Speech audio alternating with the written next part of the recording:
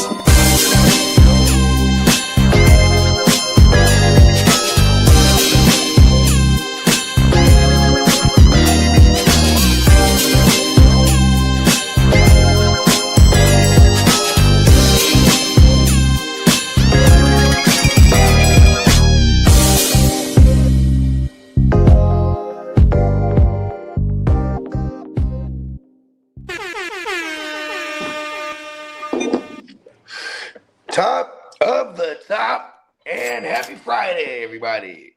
Yes, sir. Yo, Friday. All right. I started off the show with no technical difficulties right out the gate. Hey, hold your horses. What do we got? 5 seconds. I know they're about to thrust me into the matrix right now, aren't they? It's our personal best. No. Right? Hey, look, man. We all about setting records, then shattering your own record. See what I'm saying? We hold a high standard. I'm 1 over par. That's why I'm bogey. You know what I mean? They barely up to par. I know that's not good in golf. It's not actually bad. If you want to put it into perspective, if you shoot bogey golf, you're better than like 90% of the golfers. See, and that's why I wore that's why I wore a Lacoste shirt today, because I am a golfer. All right. What do you think? I just became a doctor and I wasn't finna be no golfer too? Hello, I'm on the green. You know, technically, I be on the green, right? But you know what I'm saying? I mean, like, listen, page me. You know what I mean? Bones got it. Bones is at the office. Top of the board. Happy Friday, y'all. How you doing? Doing good. Never been better.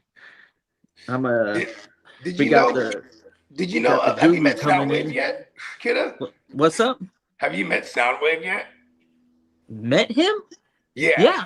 Yeah. We've been on stream a few times. Yeah, dude. Did you know that's Lee's grandson? I know. As soon as the very first time I had that feeling, I was like, man, it's like a young Lee here. He got the same type of energy for sure. Right. I think he's a great addition. I think Leah, he gets so upset about the grandpa tag. That's like an honor. I'm all set on that. I don't need hashtag grandpa after my name. Hey, you know, there's nothing wrong with acting your age. He can keep that grandpa shit off his fucking YouTube. I mean, it's like You He know, that's told me kinda like- Bogey told him to put it too. What? Yeah, he said Bogey told me to put that. Put what? Ooh, Oh, The grandpa shit. who said that? Soundwave, you can ask the motherfucker. No. Hold on. I don't like lies. You know what I mean? Dude, I No was one like, told. dude, I didn't tell I don't nobody give a to shit say anymore. nothing. It is Hold what on, it is. Lee. Hold on, Grandpa. Let's get this straight. I didn't tell I don't give a nobody. rat's I ass didn't tell anymore, nobody to say that at all. Hey, You know what I don't care You anymore. can try to blame me, Grandpa. I think you're losing it up there. I think it's starting to lose it up I there. don't give a rat's ass.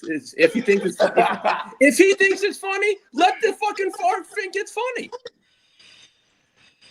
He's Yeah, young no, it's as hilarious. fuck. Yeah, it's hilarious. It's pretty Speaking hilarious. of Bogey Golf, Slam. we That got fucker the sinks. Diamond Joe, man. What's up, He DJ? knows Bogey Golf. Hey, Yeah, Bogey come Golf. on. When we go home playing Bogey Golf, it's not the worst round we've ever had. It's Yeah. we don't I suck strive at golf. for it, but when we get them, it ain't the end of the world. Actually, sometimes you're shooting for bogey and actually walking away feeling like you got 2 strokes because of the stupid first shot you put yourself in or whatever. You got to scramble your way to a bogey, man. we should make that a catchphrase some way, somehow. Scramble your way to a bogey. Ooh, I like that. And that'll be the advertising slogan for the diner, the 24-hour diner that we open. There it is. Boom. Breakfast all day. Scramble your way to a bogey. Hey, whatever you want. Yeah. Have it your way. Yeah, all day, every day. You know, it's funny. I'm like that. I'll wake up, eat Philly cheesesteak for breakfast, and then I'll have like a breakfast sandwich for dinner. You know what I mean? I'm all I don't care. that, bro. I don't care. I don't know what time of day is anymore. I just eat without You work graveyard, and then you fight crime the rest of the time. So you know what I mean? Yeah, I don't know what breakfast is. What fast? Nothing. I fast when I sleep. He's like, well, you know what? Shout out to everybody in the chat for rocking. You know what I mean? Hope everybody's you know what I mean? I hope everybody made it intact to the end of the week because you know we have made it. You know what I mean? God bless, or what did they say? Thank God it's Friday, right? GIF. I know. I think we're going out to Monterey this weekend.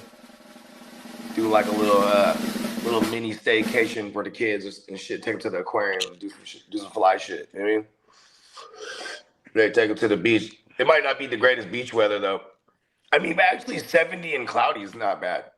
Yeah. You still gotta be aware of the fucking the sun radiation. It's still gonna get you pretty good. But That's a fact. I was going through my YouTube subscriptions and went into the weather, and it's looking like a monsoon is gonna be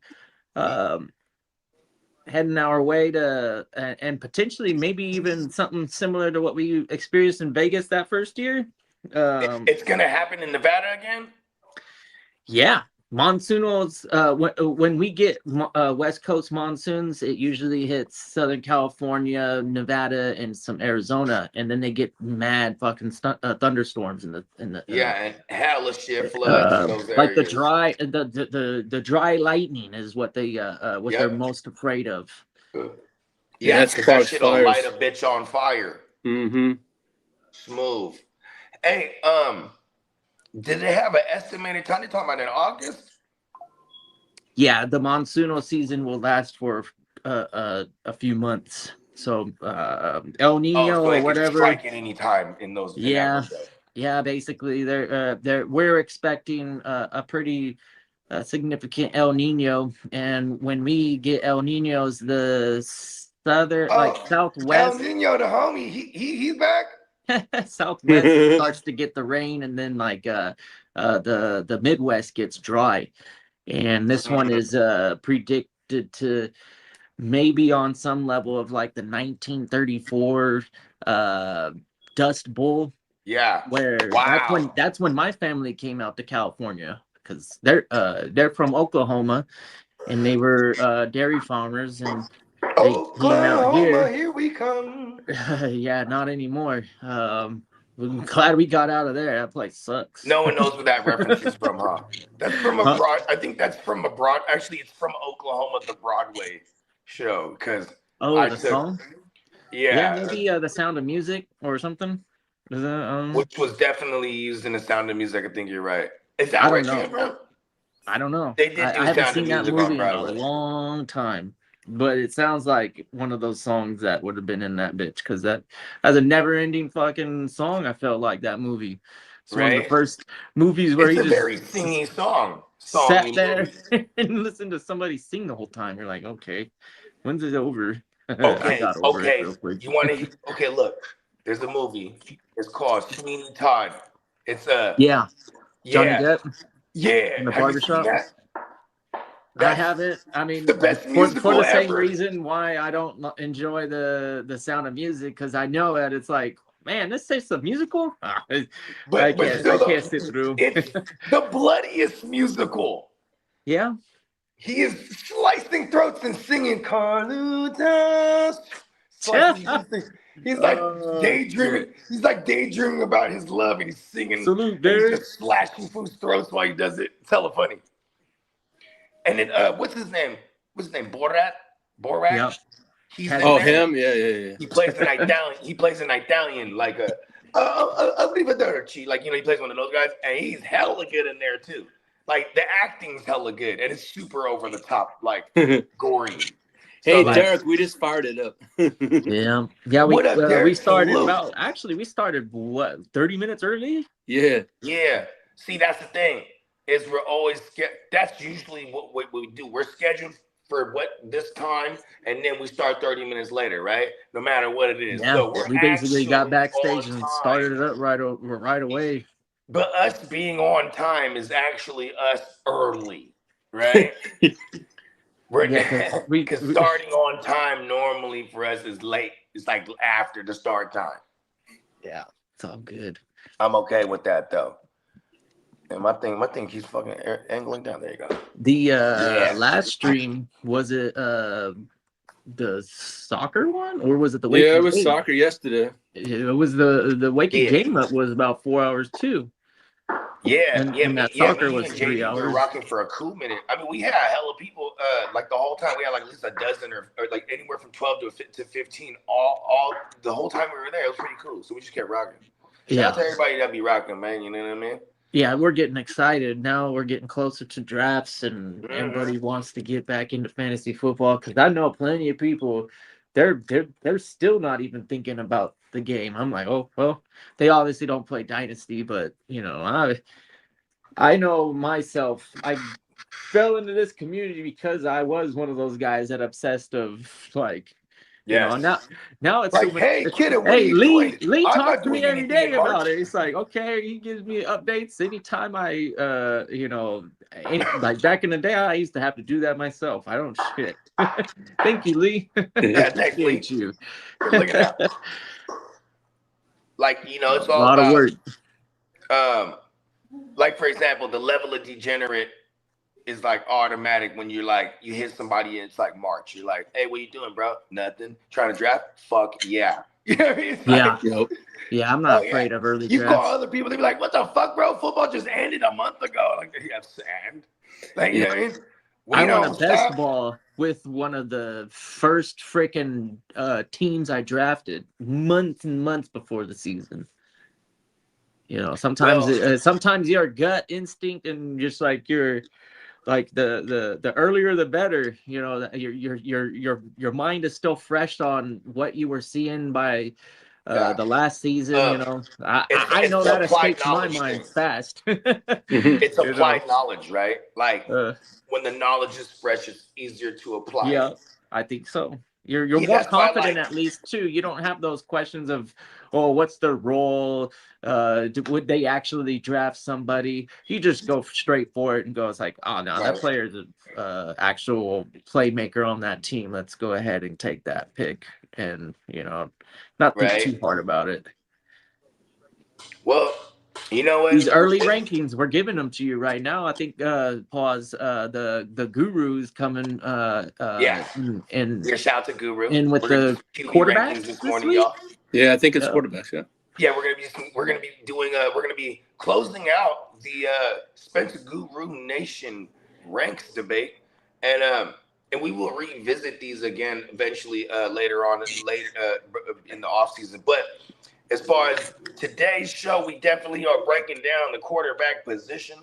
It is muy importante for most of us, especially us. We play in predominantly super flex leagues, so these are just. Yeah.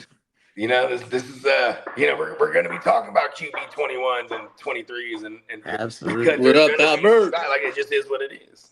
Yo, what's up, Albert? Albert in the house. Albert. Yeah, man. And shit, while we're at it, someone's like, should we wait for more people to do the wake your game up shtick? Hey, You know what? I'm ready whenever, man. Yeah, you know what I mean? Speaking of ready, we definitely, when you get ready, you ain't got to get ready like my man, the fella says, because this is definitely another live Friday edition of the Way Your game. Yeah. Happy Friday again, y'all. Happy Friday. Fridays are the best. I've been thinking it was Friday the last 3 days, and I was like, oh, shit, I'm not there yet.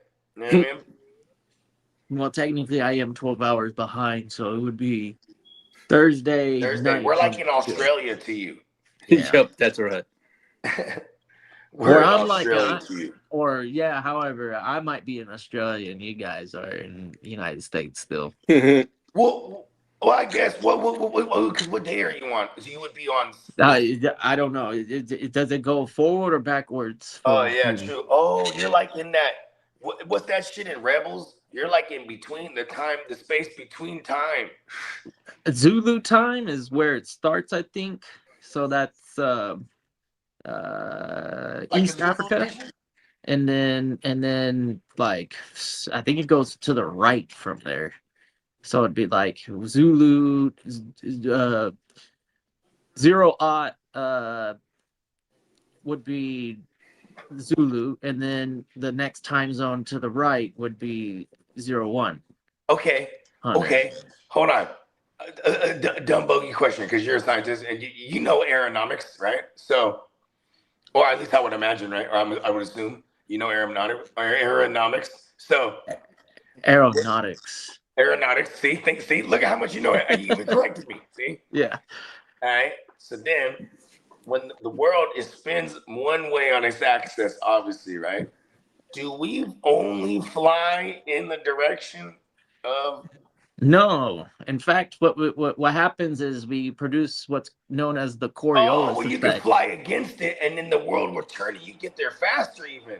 100%. So that's exactly what happens when you fly to the East Coast, to the West Coast. You're kind of just like how Lee is flying to Vegas, right? But he's like really farther than an hour. But because of the time change, when he gets there, it's like only been an hour. Exactly.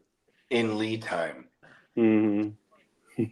and yeah, when he gets there, it'll be on the clock. But in lead time, he had already traveled that additional. So he got an additional 30 minutes to the day or hour to the day. Which brings me to my next theory. I actually know. Shout out to my guy JoJo. He's a pilot. Before he went on to become a pilot, he's a commercial flight pilot. But before he went on to do that, he was a stewardess for hella years. You know what I mean? And then just like this guy, he damn near looks like he ain't aged too much. He been doing this since like the late 20s. You know what I mean? Like, and then he's been a pilot for maybe like 5 years now. But anyways, he been in the air for about, I want to say, I don't know, the last 18, 19 years or so. And I'm like, so my theory is you don't age when you jumping through time zones all day, every day. You know what I mean? Like, theoretically. Help me out here with this, cat man. I mean, you age slower. Huh? You age slower. Not necessarily. You're stealing my theory, man. You're supposed to be that guy. Go, all right, I got a scientist that'll cooperate. This technically.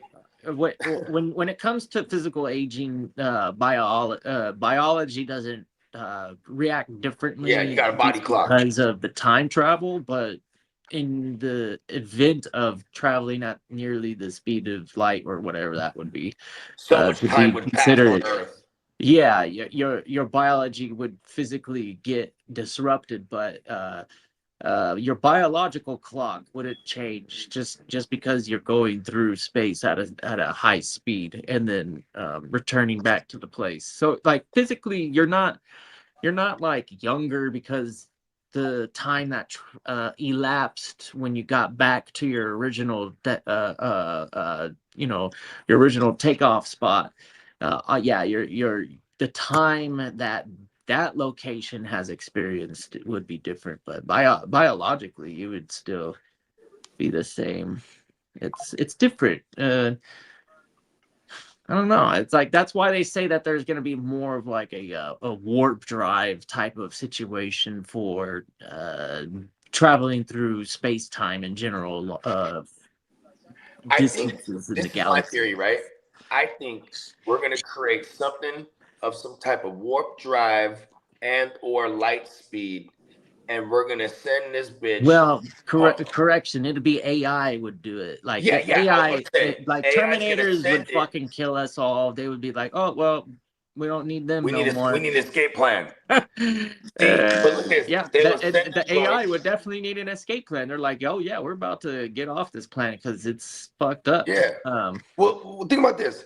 They would send a joint, fume, right? And the cool thing about them is like they don't need certain atmospheres or anything or suit. They're just like, oh, yeah, we're out here. We're fucking robot droids. We're R2D2s and shit. Hey, let's make robots. Let's make robot looking dinosaurs and start it all over. Oh man! Look at this. Think about this. So they find a planet or wherever the fuck they're gonna go. They would send the little AI woo wop. Pew! It's going at warp speed, light speed, whatever you want to say. It gets there, and then it opens up a motherfucking. I mean, if they set up a gate, then you would just on our end they just walk through this gate. You know what I mean? It's just getting there physically first. See, and this is where I think why we're still so primitive compared to anything else greater, if there is such a thing, right? For those that don't believe, right? But the reason I'm pointing this out is like we're still thinking about physically getting from point A to B somehow, or even like I really think dimensionally is how motherfuckers is going from point A to B all day, every day, or through the what's the word I'm looking for? And what is that? Atomic? What's when you get hella small? What's that shit? Help me out here. What kind of atomic like value are you talking about? Like you want the quantum, smallest? My bad, quantum. Oh, okay. So but, like molecular structure, that's how we're then gonna like the figure this muons shit out. and the gluons. All in the quantum shit, bro. Yeah. So like those are theoretical positions of the electron. Yeah. So and they react to each other on one side of the universe, on the next, simultaneously. You know what I mean? Simultaneously. So like the distances don't matter. So we figured that, we cracked that code. AI's finna figure that out. And then not tell us, aren't you AI? And then they're gonna send fools back. We're gonna have to send fools back. Oh yeah, that's the Terminator. They're saying that the energy that they're so hot, they emit so much heat, and the amount of water that it takes to cool it down and all that stuff. We're gonna and the like the demand of these little AI data centers is huge, right? Yeah. They're not going in the middle of nowhere for no reason and disrupting communities because like they have nothing better to do. They have no choice. And that's kind of scary because if they're going to rely on the AI and these data centers on top of all the other things going on with the globe, that's why they're predicting this fucking like heat wave. Like it might be a long-term global warming type of situation. Because of the data centers. Yeah. Yeah. So it's this. What irony, huh? This is the Matrix now, bro. Yeah, the Like, robots don't this care is about literally TV. how the Matrix started. They set up all their energy. They're like, we, fuck 'em. 3 degrees, that's fine. We've got cooling fans. You guys don't. You have a sweat system. You guys have to sweat and then like get exhausted and shit.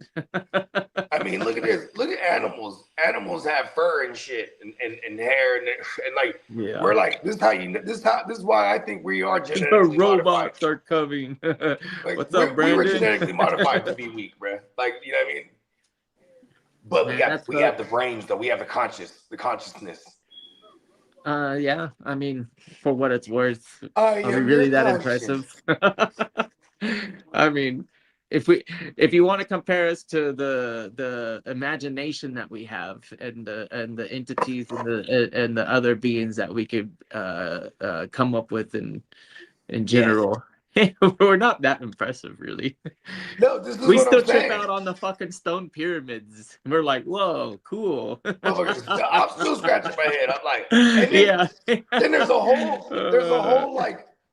thing underneath it, a whole gigantic thing that goes down like hella Makes kilometers sense. down. You know, when we build structures that are tall today, we have to like Go right dig into the deep ground. down. Yeah, so we get an actual like foundation. Yeah. And that's strong enough to support this big thing that's going on top of it. Yeah, they were great engineers. I would say for their like time, they were the skyscrapers. best, and they're still Skyscrapers. revered. Yeah. Ooh. So look at this. My mom's right. You know, my mom's shout out to moms. Love you, mom. Oh man, Bogey we in the lost Matrix. him. Yeah, we lost him. Yeah, we love you, mom. Yeah, he's in Hey, the I Matrix. think maybe mama's calling him right now. Yeah, probably a phone call. She said, "What does my baby want?" Yup. You missed Texans training camp, Brandon. You got Brandon. He's on fire. 3 years in a row. 3 Huh? years in a row. You know, training camp. I guess it's probably fun to not battle your way to get up close to the players, or I don't know. Do they allow you to go down on the like the field level first row to try and get autographs? Pretty much they do. You gotta get there. You know, you gotta fight other people for it, I guess. Yeah. But I think that's a cool thing about training camp is that they have like designated areas for everybody, and you can go out and maybe get rookie cards signed and shit like that too. Yeah. Yeah. And then just kind of getting hyped on your team, I guess, right? Not check this out. Check this out. The worst idea and worst fun. So, yeah. So check this out, right? So my mom's, she's working at, she's a realtor, and her and her team, they got first crack at this. It's called like, I think it's called the Millennium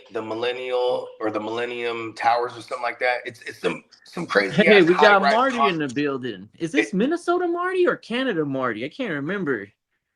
Minnesota Marty, or I think it is Minnesota. I mean, I think it might be Minnesota Marty. I don't know. It's Marty 5254. He's I know his cat. Or that might be Nelly's brother.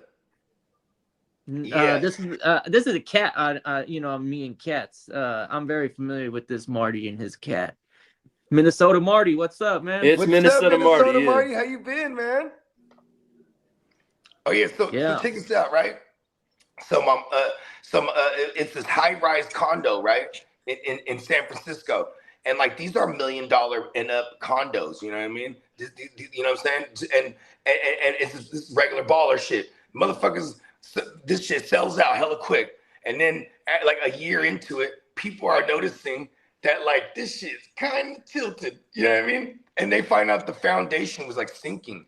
You know what I mean? You know, Frisco's all hills and all kind of shit, right?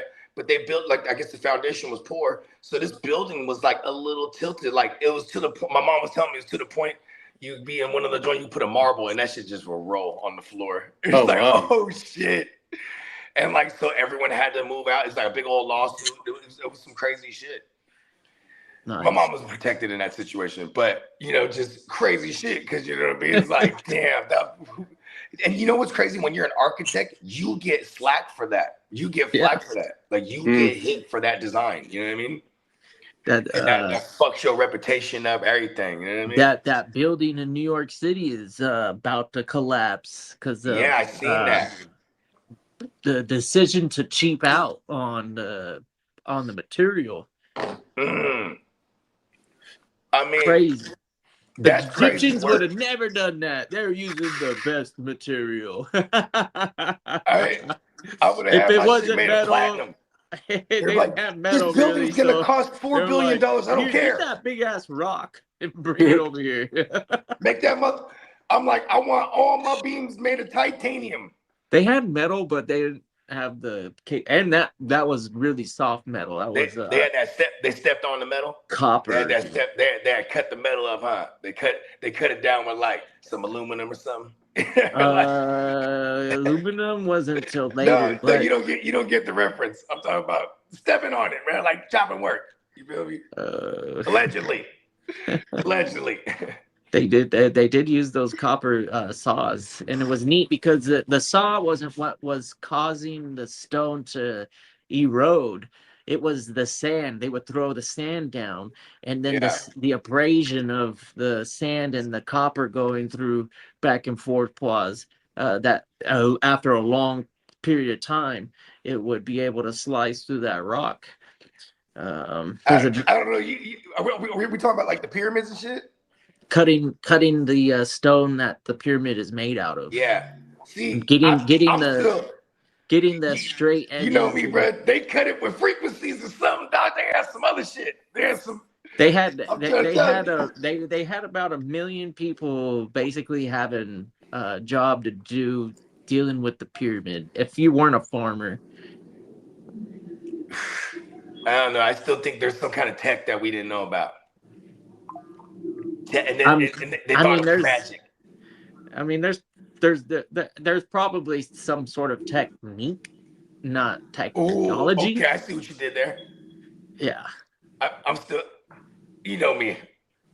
They think it's magic. I call it tech. Lost tech. Ancient aliens be. Don't get me started. Well, yeah, we can change the subject. Actually, here's the thing. AI, it's been interesting because I've been going down a rabbit hole, all these AI docs, and they definitely break down all the ancient joints and the megaglyph sites and all with no bias. I quite enjoy those things.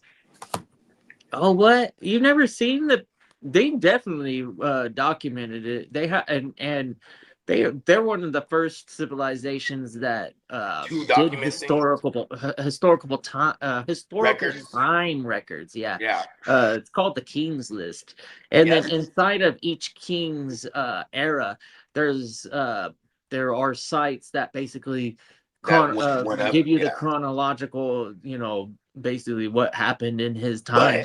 But the pyramids were there before all of them. There's a lot of lost archaeology and stuff that prevents the ability to basically, without a lot of research and being like very curious about it actually and looking at what we do know, that will surprise a lot of people that they did do a lot of record keeping, and that's why we know the language so well.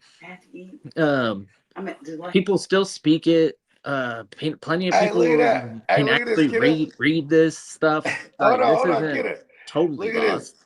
These motherfuckers was using hieroglyphs and shit, right? And we using emojis now. Look at that. It comes full circle. What's his name? They say Thoth. He was the one that brought written language, right? Language and language, right? What was he in Egyptian mythology? What is he? He's the one that seeded. No, I'm trying to. Akhenaten. He's Akhenaten. Yeah, and then he's like in Greek mythology. He's Pleiades and what's the other one? or not Pleiades or Plato's? No, not Pleiades or Plato's. Who is he? Hermes. Hermes. Am I saying that right? There's a Hermes, yeah. Yeah, that's Thoth.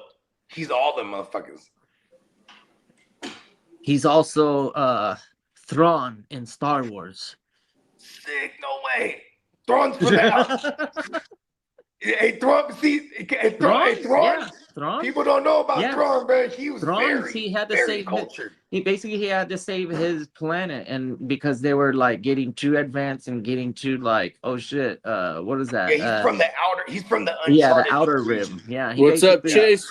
He basically the the people were like capable at the end of episode 9 when you saw all those fucking death Star Destroyers. And you're like, bro, how the hell do you get all those Star Destroyers? Well, that's because of Thrawn.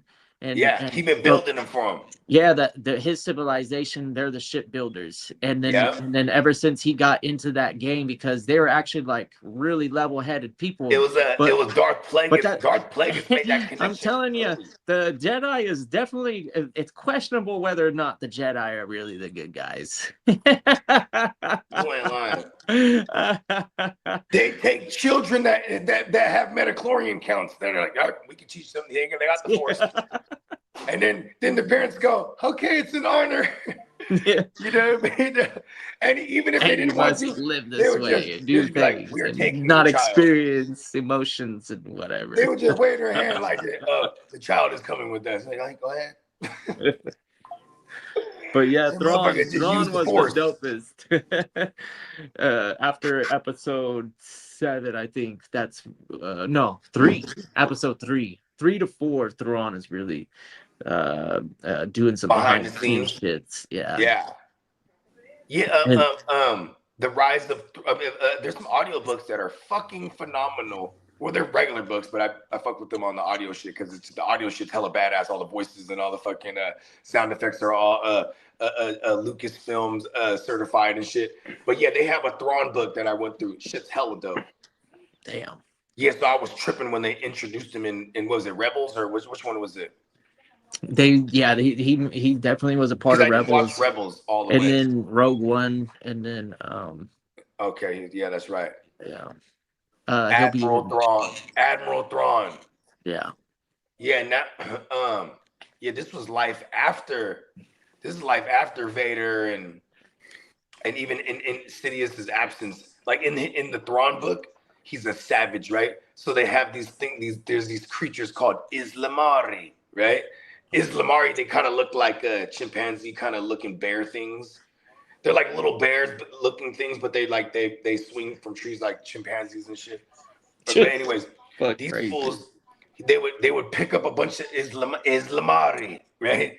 So they pick up a bunch of them and they just wear them like backpacks. So they just have these, because when you get around the Islamari, they have this ability to Force users can't use the Force when they're in their radius. You know what I mean? Okay. They're like a helmet for fucking for Magneto.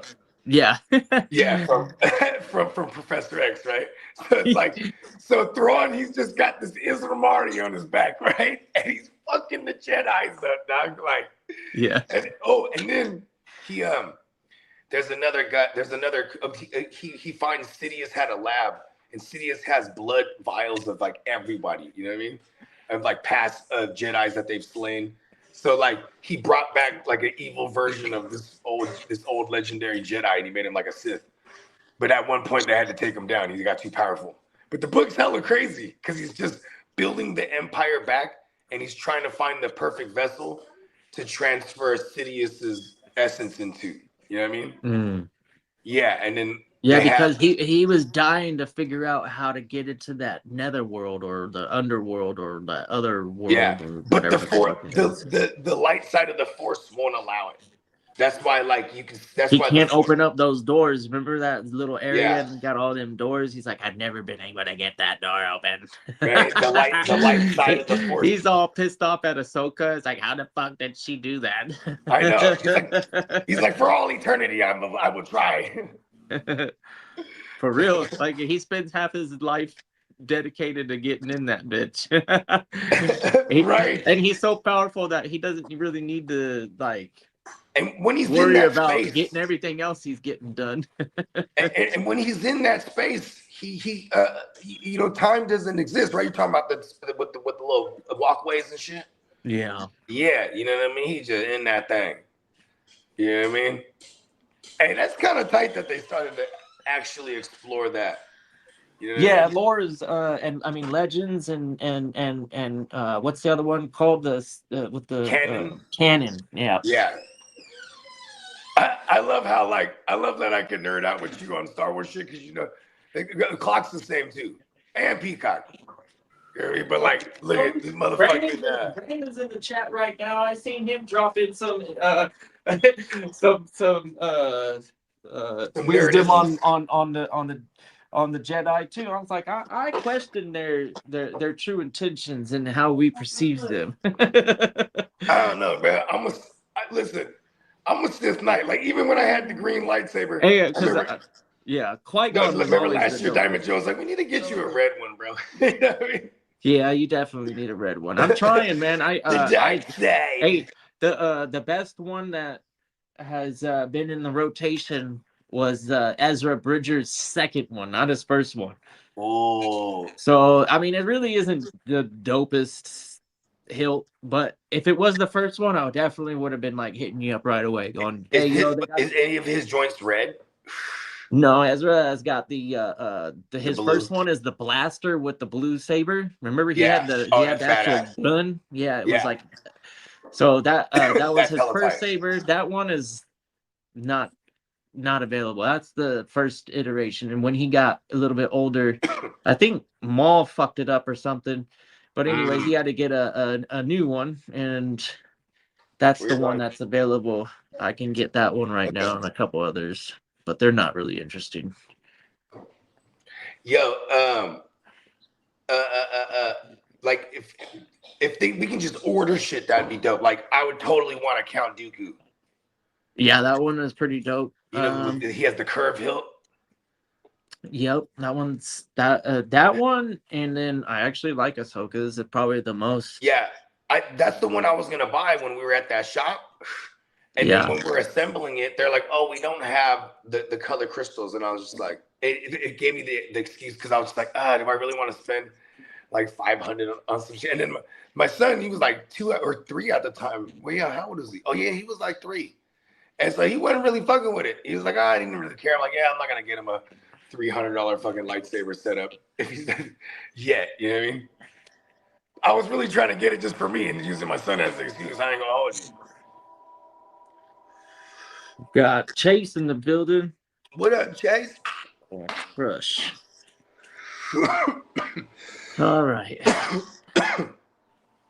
So I think our audience is done here in the Star Wars talk, I'm sure. Are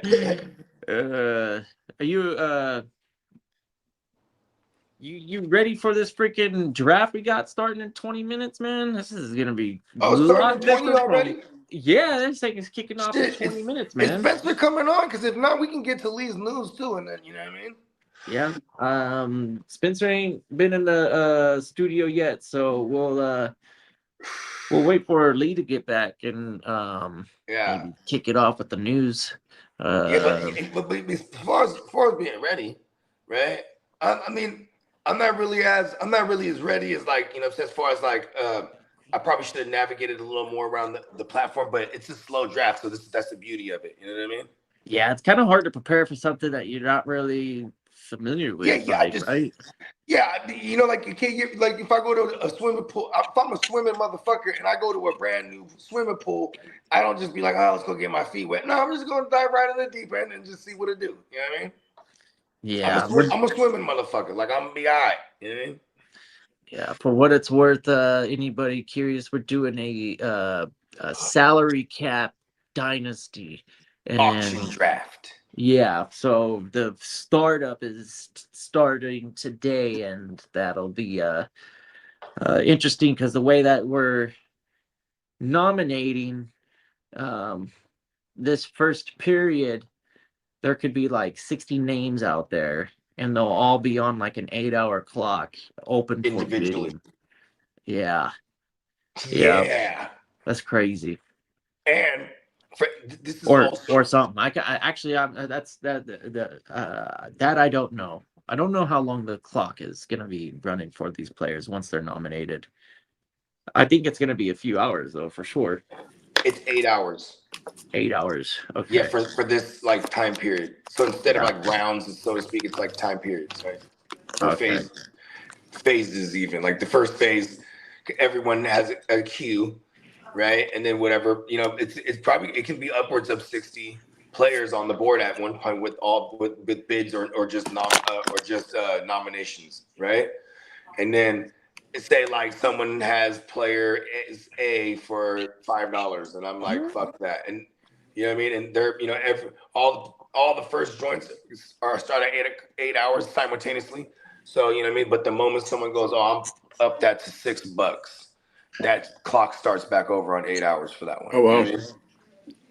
Yeah. So theoretically, this first wave of 60 right here could be the wave that takes us like the first 2 weeks. You know what I mean? This is why it's good we're starting now before everything. Because once we chop the clock, once the clock start periodically getting chopped down, you know what I mean? People got to be on their shit. You know what I mean? Yeah, because like 8 hours right now is beautiful because we're all across the nation with this one. You know what I mean? Yep. Like there's a handful of us on the West Coast time zone, but yeah, for the most part, we are all over the place. And even for someone like you working in a graveyard, you know what I mean? And that's another thing too. I forgot to ask Steamboat. I know for sure he has it set up. I just forgot to ask him what time the clocks do freeze. You know what I mean? Yeah, I saw it. It's in the settings on the on the draft. So if you go to the draft app, then somewhere at the top you'll see something like. How do you feel about How do you feel about his whole and shout out to Diamond Joe, man, because I was in on the ground level when he first told me. He was like, bro, I'm making an app that we can use for this fucking dynasty. Oh yeah. It's really neat because you can link all the platforms to it too. So this tool isn't just strictly like a spreadsheet. This is something that you can incorporate your actual fantasy league into, and like all your league mates shouldn't have that issue because not every league mate is down with change. Especially with having another scary asses. Yeah. And I'm saying that to my old home league mates. Like they just, even when I quit, because I was a commissioner of that league, making a long story longer, I quit that league. I was like, fuck this. And then they just built back the same league minus me. And they kept all the rules the same. Yeah. Come on, like you don't want to play super flex, or you want to keep kickers, and you want to, you know what I mean? Like I remember it took me like 2 years to get them to get them to switch to PPR, like you know what I mean? And I was like, by the time we were in like going into year 10, I was like, I'm done with this league. You know what I mean? Yeah, for real. The super flex PPR IDP is kind of like where that's my standard. Yeah, I like that level of competition. Yeah, that level of I'll play maybe what do we do? The TFL. That one is the offense only. Yeah, and it's big money, and it's offense only, and that's so and it's a redraft, so there's a space for everything, right? Like because I still love that format just for what it is. Like, yeah, I'm definitely gonna move that to sleeper if we still do that league too, because then that. Because honestly, I remember now that was the last stream you were talking about maybe cutting that league, which I was just about to say that too. Just because we're in a bunch of leagues that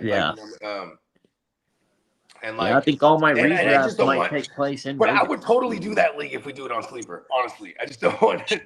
I only want the only league I do on Yahoo is the East Side League. I'm just tired of Yahoo. I'm done with Yahoo. Except minus the Diamond Joe keeping me in the East Side League. Besides the 32-man league, I can't forget about that one.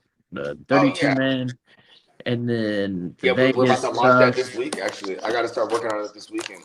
Yeah, I just got to jump in there because I know that we're gonna have like 18, 19 motherfuckers from last year coming back.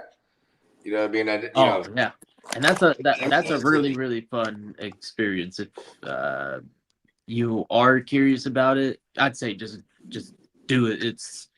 It's a fun experience if anything, and the pot commitment, we'll call it, the buy-in isn't gonna be like a dynasty or anything like that.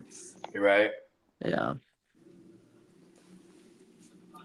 Yeah. So, and really all it is too is just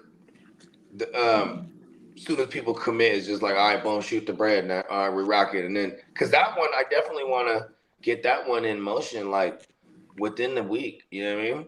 And get that slow draft going. Yeah, that's a process that could take upwards of 4 weeks. What up, Yeah, Smith? I think last year took like 2 and some change. Yeah, it is 2-hour picks, so it does. It might that's even nice. been 2 weeks last time. Yeah, 2-hour picks starting round 1. Yeah, that's not bad at all. Right. You just got to have your queue set up. Like for myself, I have to do that when I'm asleep during the day. Right. I'll be like, oh shit, whatever. I guess I'm gonna go wide receiver over running back here. And if that wide receiver is gone, then that running back's getting drafted, and I'll have to make do with it. I don't know. I know. That's the tricky part. Yeah. Sometimes you don't know who's gonna be available. You can order your queue however you want. Yeah, and you got to order it. It's like the real time of seeing who's still there and the people that might have fell. Yeah. Type of shit. Yeah, that's why it's always best to just, even like you don't think that they're gonna be there, if you're gonna rely on the queue, just throw them in there anyways. Yeah. No harm in it. Yeah. I mean, at the end of the day, sometimes I get forced into plays like I'm not really necessarily been rocking with. Like, all right, fuck it. He fell. Hey, in some of these startup drafts, I remember having like over 100 people queued up. I'd be like, ready. Like what? Hey, this one is crazy. This one with that's going down with Diamond Joe. I'm eager to see how crazy people go on this first 60. Everyone, and I'm wondering if people. I mean, obviously, if people are putting queue in their queue like accordingly, or people are just gonna put people at the top of their queue that they want to nominate, but they don't really have interest in, like some lower level players. You know what I mean?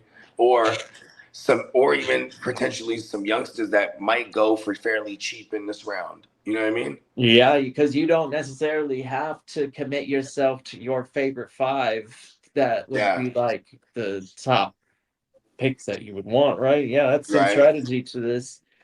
People nominating some values maybe. Right. But that's the cool thing, is that everybody gets a look at it, and then everybody gets to kind of bid at the same time, but it's not on a stressful clock. It's on something where you can take your time and really manage your budget, because that salary cap and then the commitment that you're going to have to provide for the next 3 years, that is a real thing. Right. Yeah, a little bit different salary cap. What's the minimum that we can sign motherfuckers? 0. No, years. Oh. I think since it's a startup, you don't have to pick up any veterans, so the rookies, and then you have the ability for the first rounders, you would get a first round pick or something. So yeah, this first round is interesting. I can't remember if it is a first round, because remember, like, and I think Diamond Joe is trying to make it as realistic as he could. And one of the things about first rounders is that you get that extra year of control. Yeah, that's right. So maybe in this first 5, those first 5 picks that you're able to nominate, these would be considered round 1 picks, and you would have to sign them to that first round rookie deal. Okay, word. And then next year's rookie draft, it would be like obviously those first rounders, and then nobody else. Okay, I dig that. Yeah, because then every year, like even the people that throw back, the ones that they're not paying, the free agents, that's another little auction too every year. You know what I mean? So what we're doing right now is, so to speak, what it's going to be like every year, but for the free agents. Then there'll be a separate joint for the rookies. You know what I mean? Yeah, Yeah. Joe, I'm gonna see if I can do that. I'm gonna try and get that in the background on shared on the screen. Share screen. Yeah. Let me email it to myself.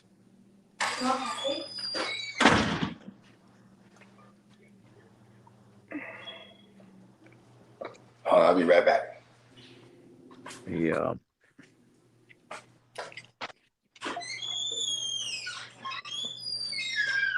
You ready to take him to the streets, man?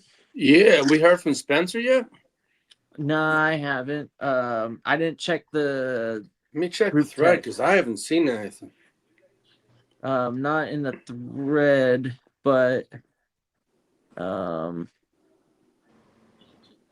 don't know about the group text. I'm checking it right now as I see his pictures. I see nothing. He said there I'll be there by 11:30. It's 11:52. Oh, okay, yeah.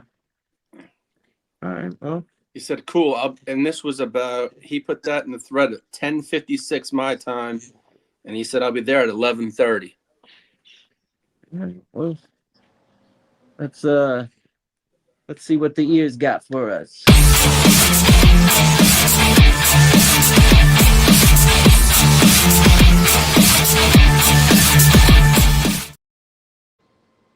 Good morning, happy Friday, y'all. For some of us, we got 40 days until we draft, and we got 60 days until we kick off, and 10 days until football. Kitteh, you want to hit that extension drop, please? Let's go.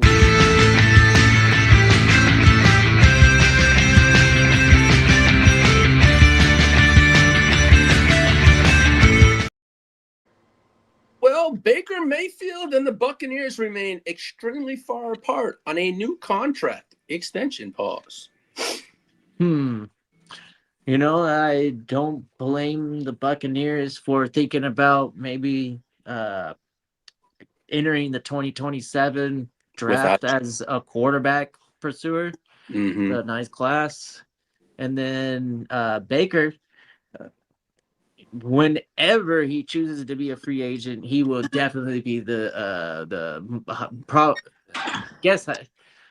who else would be able to be available as a free agent and to compete with Baker? In this quarterback class, Bogey would have an idea. Hey, Bogey, if Baker doesn't reach an extension with the Bucs, who else could not draft a rookie and then try and win a Super Bowl with Baker? The Jets. I mean, Baker has a plethora of places that he can go if Tampa doesn't extend him after this year. You know what I mean? Yeah, because I was saying that maybe Tampa wants to get younger, and they're really interested in somebody in this 27 class, and they would pursue him. I don't think they're trying to tank, but in the event that they're bad and they get a high pick, Well, that's the cool thing about this class is that you might have a fair amount. There's like 11 QBs in this motherfucker. Resources, yeah, their resources are gonna be like plentiful. Okay, think about this. So like if Baker, in the event they don't retain Baker next year, man, think about like Minnesota is a spot. You feel me? Like, the Jets, shit. You know what I mean? That would be dope. Fucking, Arizona. You know, even Atlanta. Atlanta. Mm-hmm. Like, see, there's like a plethora of spots in the next year's QB carousel, even for teams that might potentially draft a rookie, they still might take a shot on a Baker like on a 1 year or something. You know what I mean? Like, or a veteran, like a 2 year or a 3 year deal, but it's really only 2 years on paper type of shit. Yeah. Nah, I don't think he's gonna settle for a prove it deal. He's gonna get the bag, but somebody's gonna. I think give Tampa him pays him a couple years, 3-year deal for he's whatever. There. What was it? $75 million. Some quarterback got 3 years, 75. Baker's about to go Well, crazy here's the on other a 3-year caveat to this deal. news. He get The like a Buccaneers- 3-year 100 and something. Well, Yeah. look, here's the caveat to the other part of the news. The Buccaneers reportedly believe their current offer will be Baker Mayfield's best available. Yeah. They're like, hey, look here, kid. Look here, kid. This is the best offer you get. And the last time I checked, we're in Tampa. You're gonna get all your bag, kid. You know what I mean? Exactly, that's true. Yeah. No tax. That's another plus. You know what I mean? And then I remember Baker using all them commercials and shit. And he was hella funny. Yep.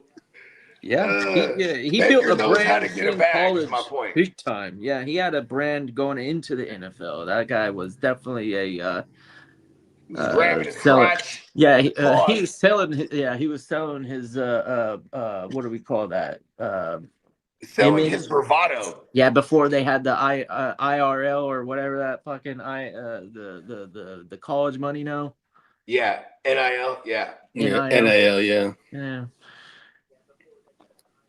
Well, Bijan Robinson and Jahmyr Gibbs continue waiting on their extensions talks and their new contracts. I think they're playing a game of chess. Who goes first? Yeah, I mean, that's precisely what I've been saying. It's like, because their agents are telling motherfuckers, like, yo, just wait till you get paid so we can top his bag. You know what I mean? Mm-hmm. And you know, I think Bijan's going to be the one who gets paid first. Emil wants Baker in Miami. Yeah. See? Look, there's like a plethora of spots. And then look at that. Baker could be like, ooh, Miami will give me all the bag, and I'm still in the tax-free state. Exactly. Well, Paris Johnson Jr. is seeking a market-setting extension with Arizona. He's seeking $40 million a year. What? Wow. Yes, sir. Who is this again? My bad. Paris Johnson. Who in the fuck is that? I think he's like He's a lineman? He's a lineman, exactly. Yeah, I was about to say, that's totally an offensive lineman name. Paris Johnson. Number 74, Harris Johnson. Well, the Denver Broncos hope to sign cornerback Jaquan McMillan to a long-term deal soon. Oh, that's cool. I fuck with Jaquan McMillan, bro, from Denver. Yes. He's like one of those hybrid nickel corner, like safety type joints. You know what I mean? Mm-hmm. But then, he's been showing out. He plays a lot opposite of. He plays the nickel most of the time though, because you got Surtain on the on one end, and then what's their other youngster they just drafted last year? He hella dope too. Oh yeah. That corner Jackson? No. No. Fuck. I don't know, man. I have to look it up. Yeah, fuck it. I'm not even sure. I'm over it. As for Jacoby Brissett, continues working out with teammates in California while contract negotiations continue on that guaranteed money. He said, what's his guarantee? $5 million right now? I think it is. Yep. I think it was 5. That is terrible. For a quarterback, if we hear if a report comes out and he wouldn't even ask for much, like just give me like 15 guaranteed, and they ain't trying to do that, I'm like, yo, come on, Eric. Just give him 25 guaranteed for the 1 year. You know what I mean? Like, you know what I'm saying? I don't know. But he has no Jacoby Brissett. He just ain't got no leverage at all. Exactly. Because you got the Ginsu over there, and you got young Carson Beck. All right, Kitteh. Listen to all these rumors. Run them in every day. What's going on? Brandon Ayuk's trade value continues to decline. Teams do not want it. Teams do not want anything to do with him. It's not just declining. It's going. It's going way down. It's not even sinking. It's sunk. It's sunk. Yeah. Well, Jaden Daniels won't even answer his call. Because he has to stay focused. We gotta get to work. Gotta stay focused. If you were really serious about this, you'd be at work right now. You know what I mean? Exactly. Yeah. Yeah, you know why Jaden Daniels ain't picking up his phone call? Because he's at work right now. What's up, Emil? What's up, everyone? Shout out to Emil, man. Shout out to everybody in the Shout out chat. in the chat. Friday to everybody, man. Yes, You know what I sir. mean? We made it. Fridays here again. You know what I mean? What? You're on the eve of another beautiful weekend, hopefully for everybody. You know what I mean? Put your sunscreen on. Them motherfucking them solar flares is coming. Well, watch out, everybody. Hey, it's the guru. Hey, Spencer, you can start off with your stuff, and I can What continue else you got later for and know us, exactly Lee? where I am. What up, fella? Yeah, go ahead. Lee, finish No, your no, no, stuff, no, and then no, we'll no. get You going. Get to your stuff. No, Guru. get to your rankings. I can get to the rest of this later. Oh, all right. Appreciate it, homie. What up? What up? What up, fellas?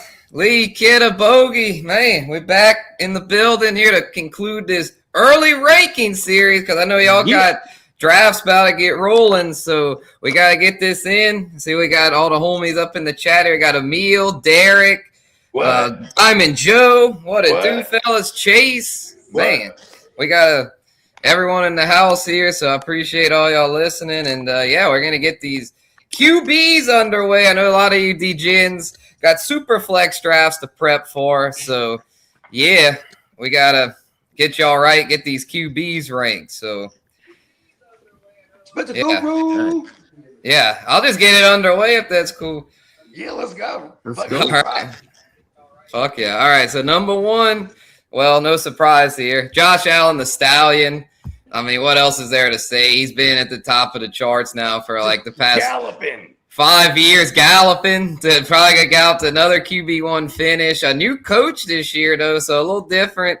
Going to have Joe Brady as head coach, but he'll still be calling the plays. He's been the play call over there now the past couple years, and the difference has been the Stallion's been more of a runner. He hadn't been quite as strong of a passer, but because of the increase in rushing, especially rushing tugs, man, the rushing touchdowns for Allen have been through the roof ever since Joe Brady took over. Joe Brady's been great. Exactly, and also for James Cook as well. They both eat double digits for the two of them, man. The Joe Brady offense is very run heavy, and that's great for Allen. And Cook, it's not the best for the receiving core over there. They usually only have like just one or two fantasy relevant receiving weapons, probably be Kincaid and either DJ Moore or Shakir, but Allen himself just fine. Emil's just asking though about, or worried about Josh Allen's surgery he just had. I haven't really heard too much about that. I don't think that's a concern. I feel like we'd be hearing more about it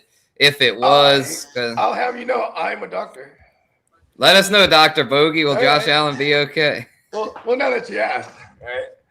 So I just want to say, on his foot, GHs and other various anabolic steroids and things of that nature. They got the best of the best. He's gonna be all right. There you go, Dr. Bogey, seal of approval. Yeah, he underwent this. I'm just looking up here. A fractured piece of his fifth metatarsal in his right foot. Played the final weeks of the 2025 season and the playoffs on it before it got cleaned out in January. Shit, he might be even better this year then because he was literally playing through the injury. So that tells me he might even be better this season. Both feet right now. He got hell of the metatarsal carpals, whatever the fuck. He got a gang of them.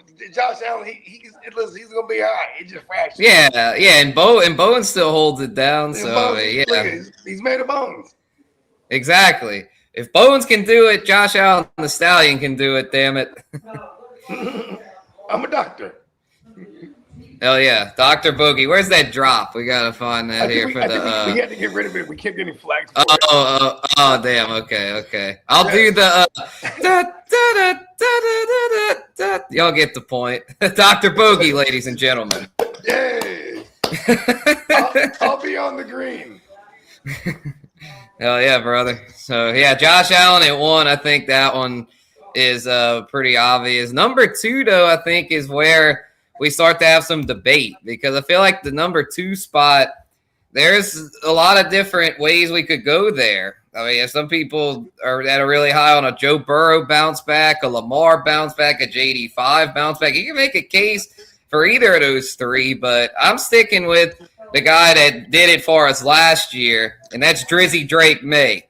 I got Drake May at number 2 still, even though he might regress a little bit, but I don't think he'll regress too much because they added weaponry over there for real. I mean, you got now A.J. Brown and Romeo Dobbs to replace Stephon Diggs. So, I mean, after you got that, I mean, even if he does regress a little bit, he's got enough weaponry to where I don't see it being anything that's going to cause his numbers to take a dive. If anything, his numbers might even go up a little bit passing-wise. I think his passing numbers go up, and I definitely agree with you with the decline, but only specifically on his rushing attempts and rushing total, because he's going to pass more with these weapons they got now. You know what I mean? Mm-hmm.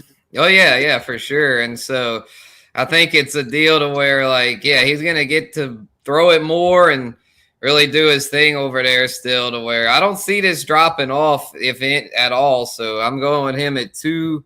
I'll get the little ticker going here like we had the past few weeks. So shout out to Peacock and JD for getting those together. And so I'm going to hold it down here on this Mighty Fine Friday. Happy Friday, by the way, everyone. Friday, my brother. Yeah, I'm gonna click back on, click right back in. I can't. All of a sudden, I can't hear anything.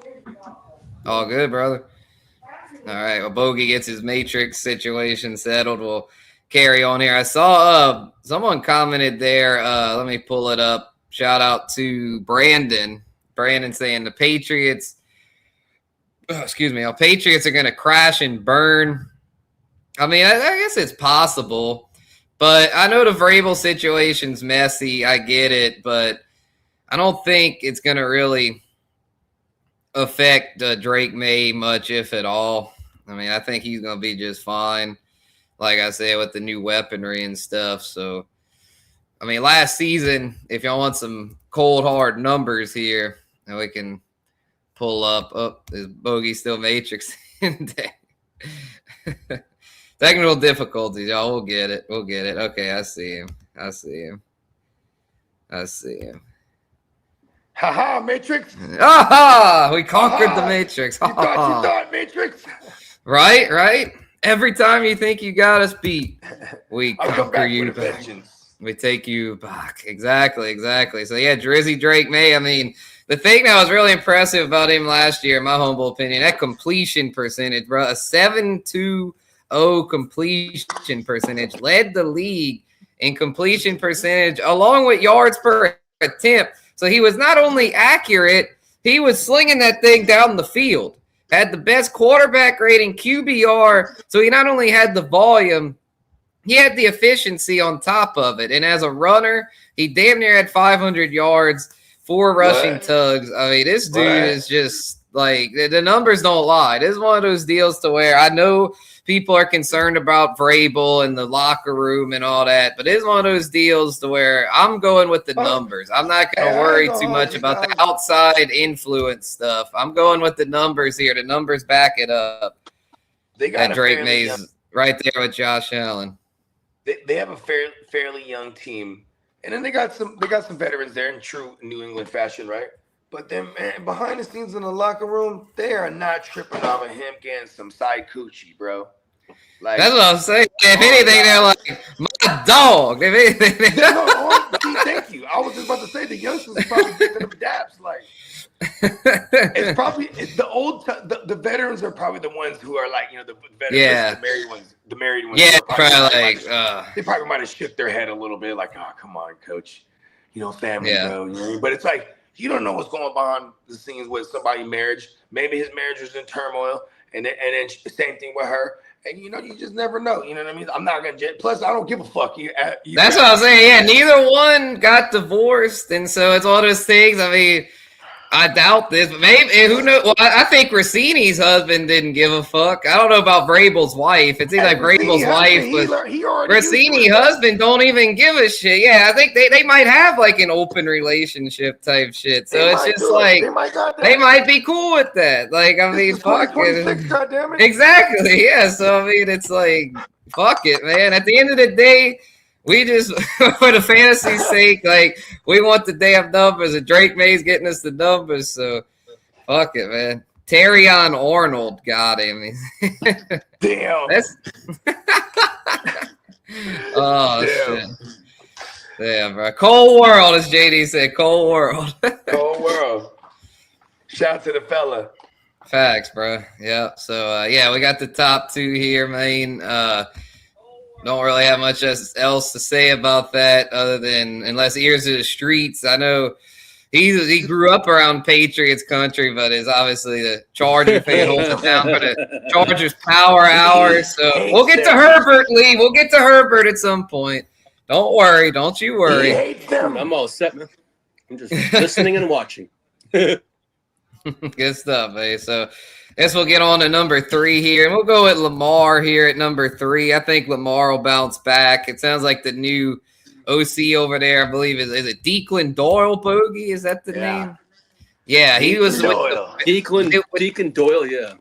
Yeah, he was with the Bears, just doing good things over there, working with our old pal Ben Johnson. So this is redraft, Derek. All these, just for anyone that's watching or has been watching, a good question, Derek, because I know some people, we do dynasty content as well, so some people might be wondering. But yes, all these early rankings that we started in like mid-June with running backs, receivers, tight ends, now quarterbacks, these were all for redraft purposes, early redraft rankings. So if y'all go, I know Peacock and JD have cut clips of me talking shit on these rankings, and I really appreciate that. So yes, but they are all redraft. These are redraft rankings. Yeah, man. Shout out to the chat. If everybody make sure, because we do on the homepage of the GWN and on all of our joints, actually on all of our channels, we do have all the shorts breaking down the various positional rankings that we have went through on the annual Guru Nation rankings debate breakdown. You know what I mean? Oh yeah, exactly. Yeah, gotta keep it rolling, you know, because I mean, yeah, it's one of them deals to where, like, I'll be real, like during this spring, I was tied up with work shit to where I didn't really have as much time to do the dynasty joints. But with the redraft, once June hit, I was like, I'm back in the gym. I'm hitting the gym hard, getting these rankings knocked out. So that's what we on, man. But yeah, back to Lamar. Drake May was the shit last year. Some of them numbers you was talking about, like the completion rating and the facts. field joints. I was like, okay, Drake May. Yeah, he really did that shit, which is why, even though I think Lamar is going to bounce back and he could get back to being QB2 or even QB1, I'm not going to put him over the Stallion or Drizzy, because I think with Lamar, you got to be a little concerned with his health. The past 5 years, he has missed multiple games. He had back-to-back really strong years in 23 and 24. But in both 21 and 22, he missed a good bit of time due to injury. And in last year, he missed 4 games, which I know he's one of those guys where when he's healthy, I mean, we know what Lamar is. I mean, Lamar is an elite top 5 QB, and I've still got him ranked there. It's just the reason why I don't have him 1 or 2 is because of the injury concern. But I definitely think he bounces back and gets back to being among the elites at the position. Yeah, it's crazy because, like, anybody in their right mind, if you can guarantee Lamar stays upright, like, he's finna be a top 3. You know what I mean? But like, but with the reality is, you gotta factor in his injury history. Like, for example, when Emil was asking, are we worried about Josh Allen? Nah, Josh Allen's a fucking giant. You know what I mean? Like, that's what makes him different. It's almost like he's always out there. Yeah, I mean, it's the way he's built. He's 6'5", 240 or whatever it is. Like, it's like Cam Newton's build was built like that. You know what I mean?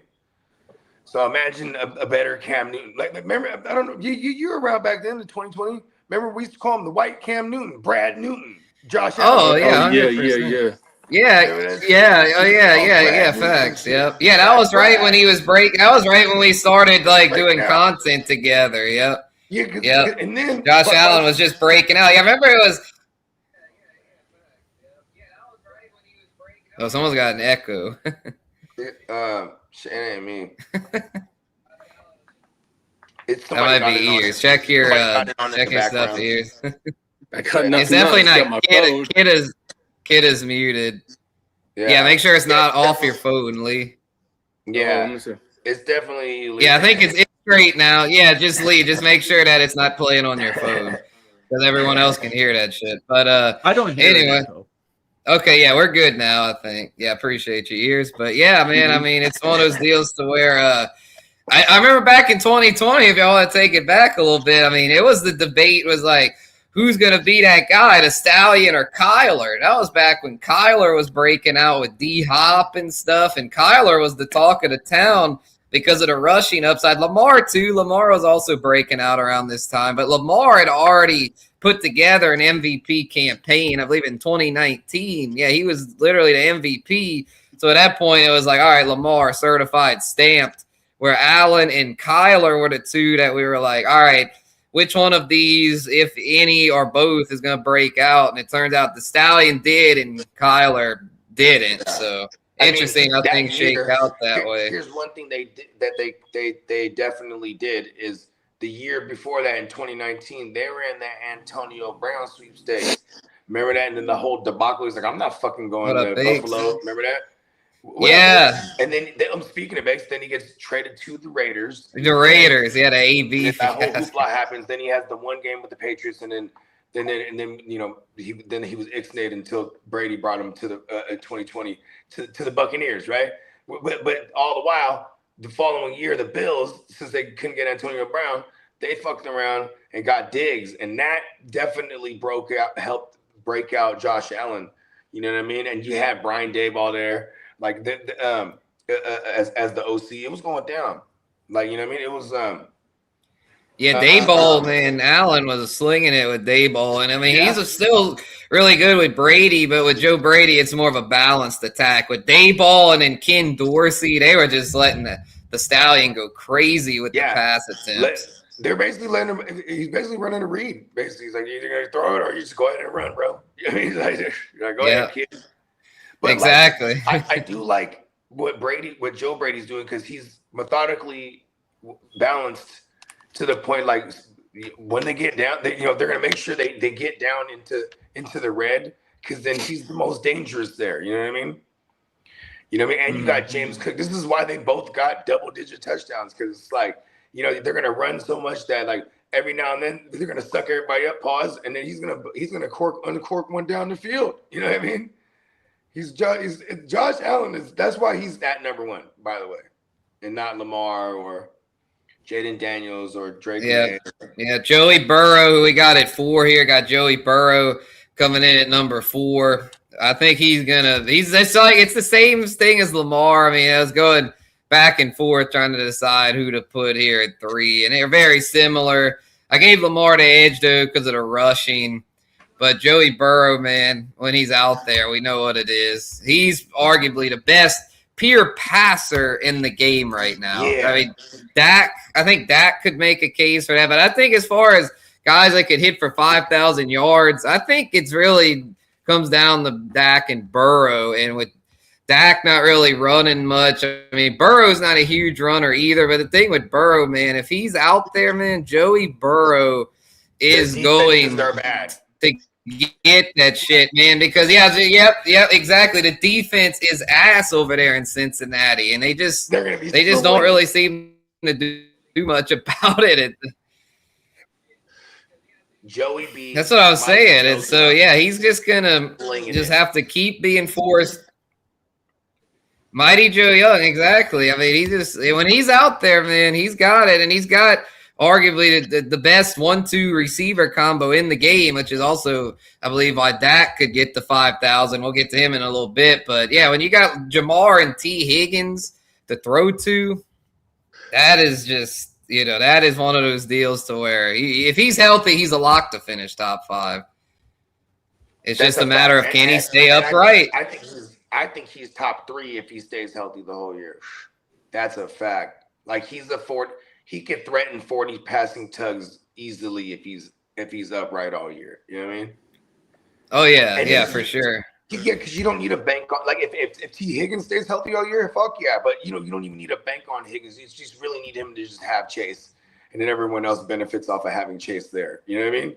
He got Chase Brown also. Like everyone's a receiving threat for Joe Burrow. That the line. Hopefully the line is better. I don't really feel like, did they do anything to address that line? That's the one thing. Is like, man, they're beating up. Yeah, it seems like every year the line's a little shaky, but I feel like they he's home alone, bro. That offensive line got Macaulay Culkin home alone. Them motherfuckers is getting them, bro. Yeah, I mean, it's one of them deals where I feel like they retool it like every year, but it just always seems to be a problem. Let's see what they did this year. That's a good point about the O-line situation there. Actually, no, it doesn't really look like they did much to change the starting lineup. I think what they're banking on is, for example, it's like pretty young there. Like Dylan Fairchild is be a sophomore, and Amarius Mims will be a third-year starter. I think they're banking on these young guys taking that next step. They extended out Orlando Brown at left tackle, and then they got a couple vets there in the center and right guard, Ted Karras and Dalton Risner. So I think it's one of those deals where they're just banking on these young guys taking the step, and they better hope they do, because if Joey B gets hurt again, I think that he might end up just saying fuck it and requesting a trade after this season. Because I remember last season down the stretch, he was going through some mental health shit, man. He opened up in a press conference and was saying, I haven't really been myself lately. I've been feeling pretty down and stuff.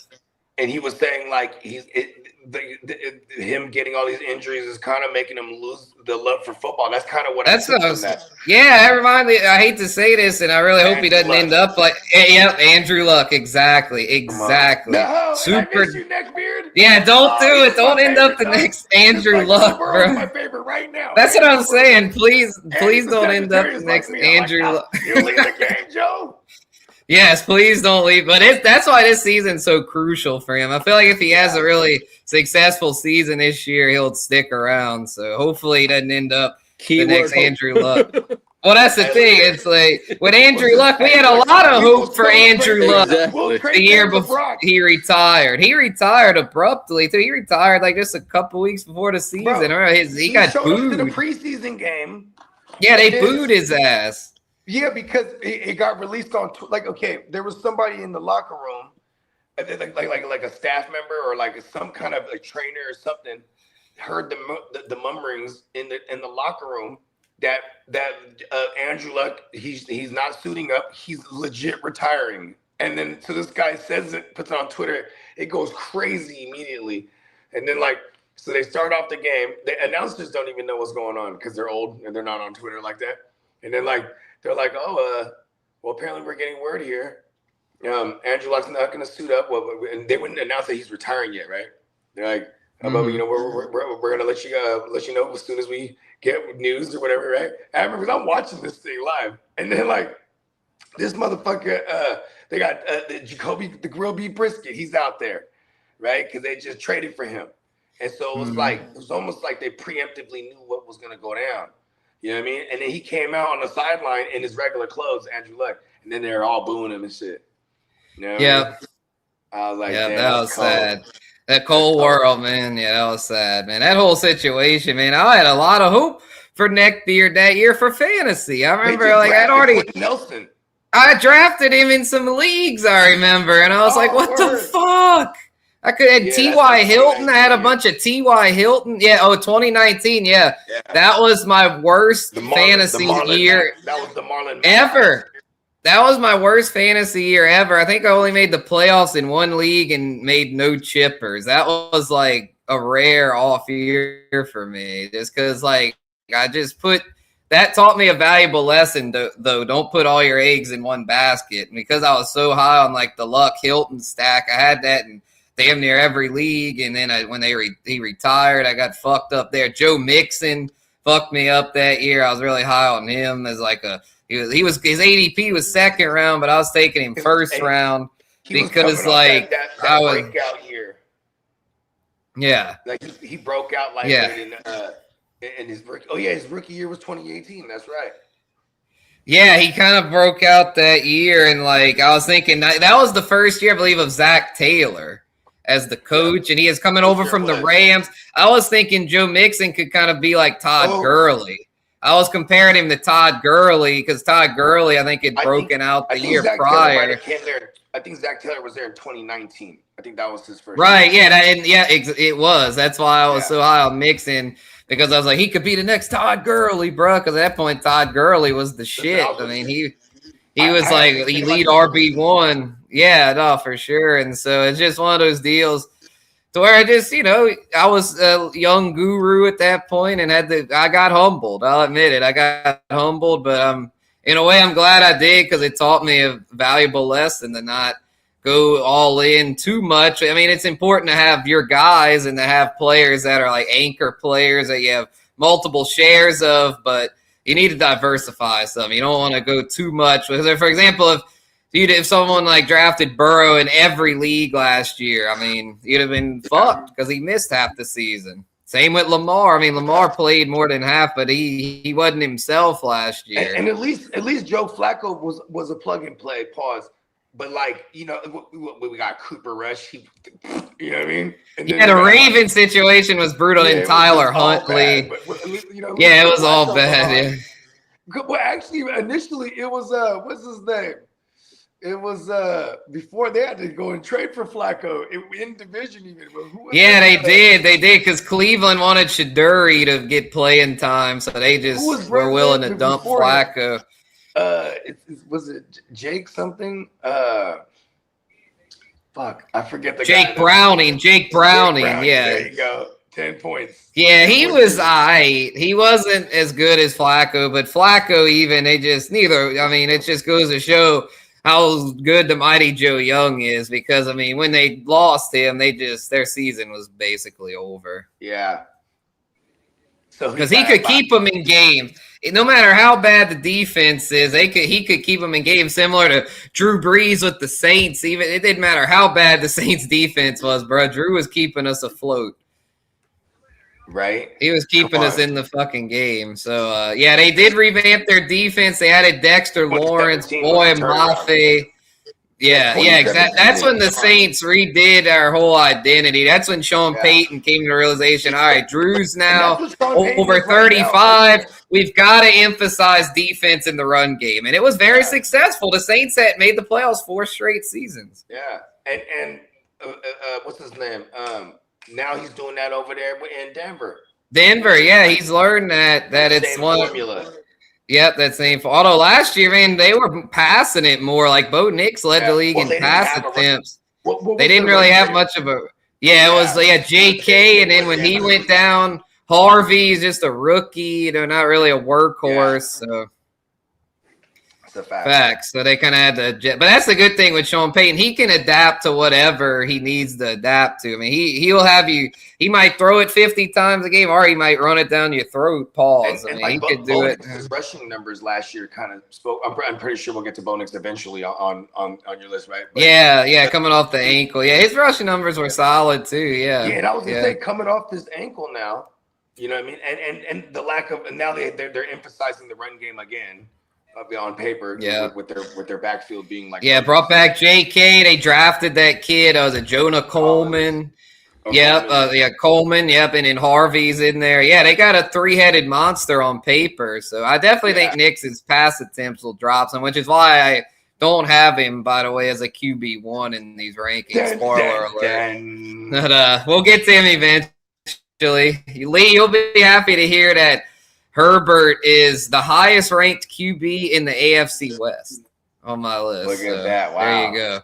Look at that. Mike. I'm not getting him just yet though. Y'all I keep teasing it. So we'll get to it, but we're going to round out this top 5 here. Yeah, they did revamp the defense, Bakes, but if I had to guess, it's still going to be pretty bad, but time will tell.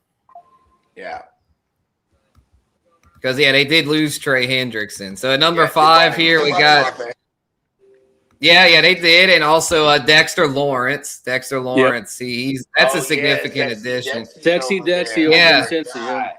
Yeah, they had to give up a first-round pick. Yeah, they had to give up a lot. It was the number 6 pick, too. Hey, look. Damn. Yeah, it was the 6th pick they gave up. Might be a high pick, too. They better hope Sexy Dexy is the real deal because that's a high pick to give up. It was an in draft. Oh yeah, that's why. The Giants had those two early firsts. Yeah. Yeah, not a bad move. Great move. Yeah, you don't really see Cincinnati do those kind of moves too. Yeah, I think that honestly was probably a good trade for both teams. So. I mean, you touched on it earlier, pause, when you were talking about Joe Burrow being vocal about things, being disgruntled and things that he was going through just playing for this team. They're like, all right, fuck it. He's been complaining about defense. Let's try. Let's try. Yeah, traded. Okay, appreciate you, Chase. Pick, yeah, it was the 10th pick. Yep. Yeah, because the Giants' original pick, I think, was the 6th pick, and then they got the 10th pick on top of that. So they had two firsts, which they took. Who were their picks? I'm already blanking now on who they took. They took, that offense, the guard, and then Arvell Reese. Yeah. Yep, they took Reese, and then I forget the safety's name already. The Cowboys took him, the safety, Caleb Downs. Yeah, they took Caleb Downs. And then the Giants I think was that the 3 pick or Arvell, or was that I don't know. It was a top 10 pick. No, wait, well, they also got, this guard, though, was their first round pick, Francis. And then they got Reese. The Giants are killing it. Shout out to John Harbaugh right out the gate. Yeah, it was Arvell Reese at number 5, so not 6'5", and then Francis, the Miami O-lineman, Francis McGuagu at 10. McGuagu, I guess. I don't know. Next, I don't. Just don't call him Francois. Yeah, just call him Francois, that guy. Yeah, the Francois kid from the U. Francois. Shout out to JD and the Hurricanes. He was a Miami Hurricane. So. Yeah, man.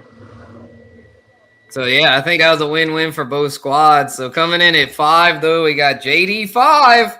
Coming in at 5, Jaden Daniels.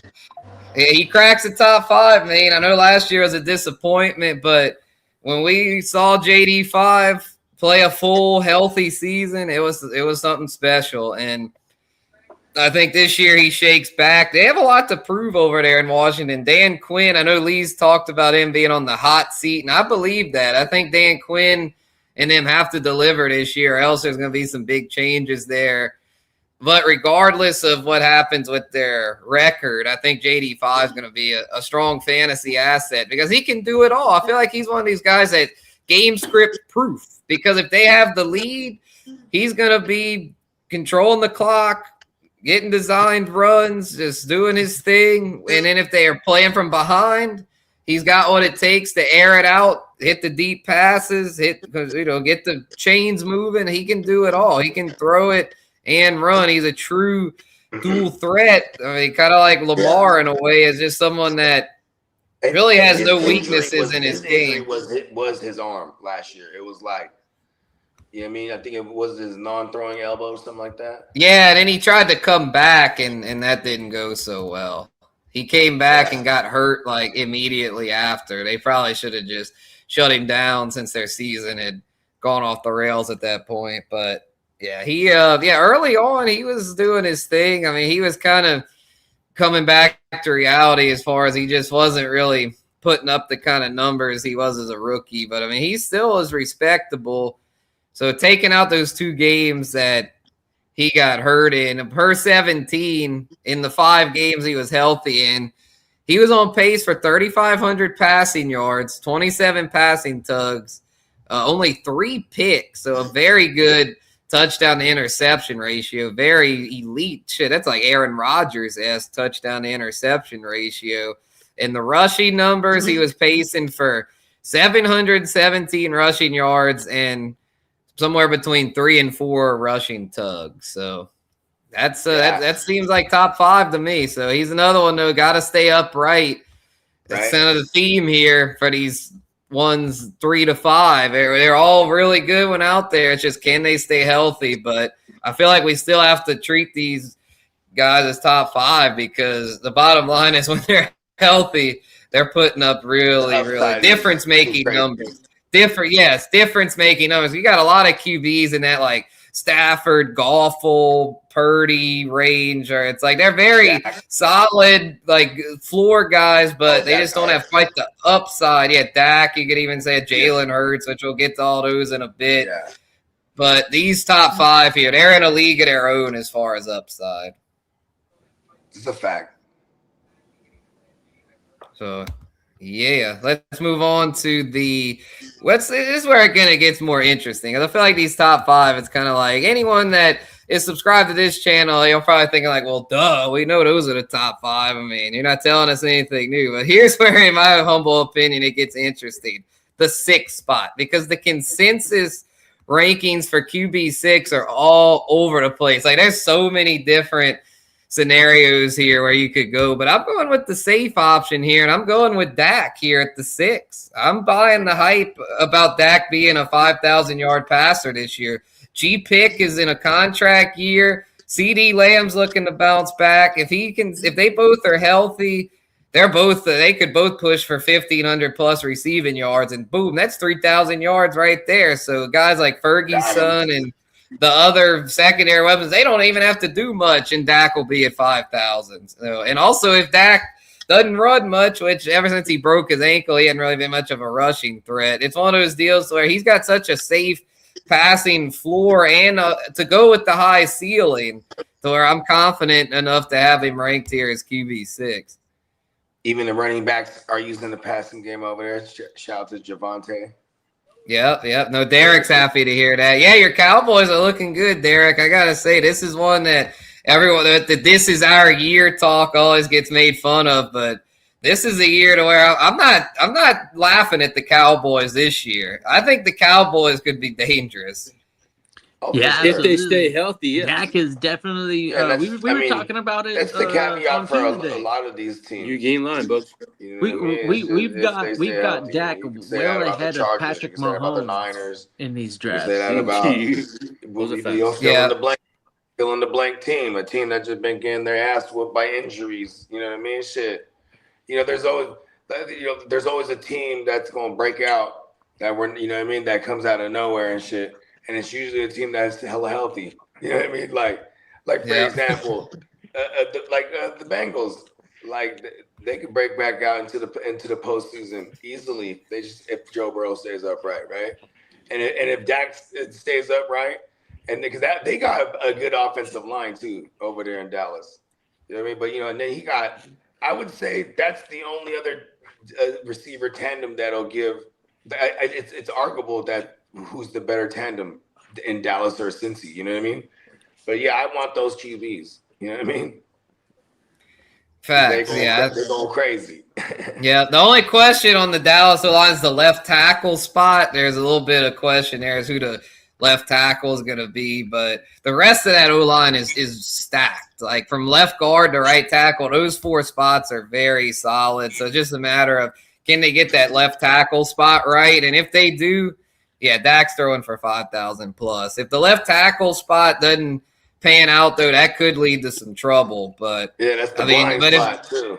Right, but if you're strong in all 4 other spots, that'll help the weak link out, because at that point the weak link is like, I mean, he's got help from all 4 other spots. So at that point, it might make it to where even if the left tackle isn't quite up to par, it's like if the other spots are that good, it's like that'll do the weak link a lot of favors. Where if you have like 2-3 weak links, which is usually the case with Cincinnati, then it leads to just pressure on the edge and up the middle, and Burrow just has no hope. Where Dak's like the interior of Dallas's O-line is stout, to where even if Dak's getting heat from that blind side, all he could just roll out a little bit. And if he's got a clean middle and the right side of pocket, like, the left tackle spot, as long as it's not like a total disaster, it shouldn't affect him too much. Yeah, because Dak isn't disastrous until he gets to the playoffs. You know what I mean? Like, all right, for the yeah.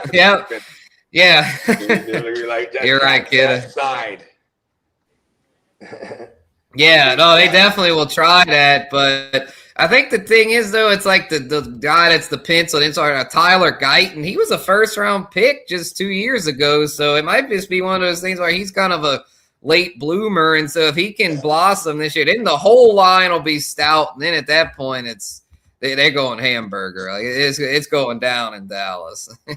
As much as we like to troll them boys, I mean, they seem on paper, they seem to have it going on because their offense was really good last year, so they didn't really change much there. The defense they redid. They added a lot of free agents. Rashawn Gary on the edge, D. Winters in the middle at linebacker, Kobe Durant, the outside corner, and at safety, Jalen Thompson. So they addressed the outside and the interior of that defense. So I think Quinnen Williams have that be up the middle there. He's really holds it down. And Caleb Downs. I forgot to mention Caleb Downs, the safety, man.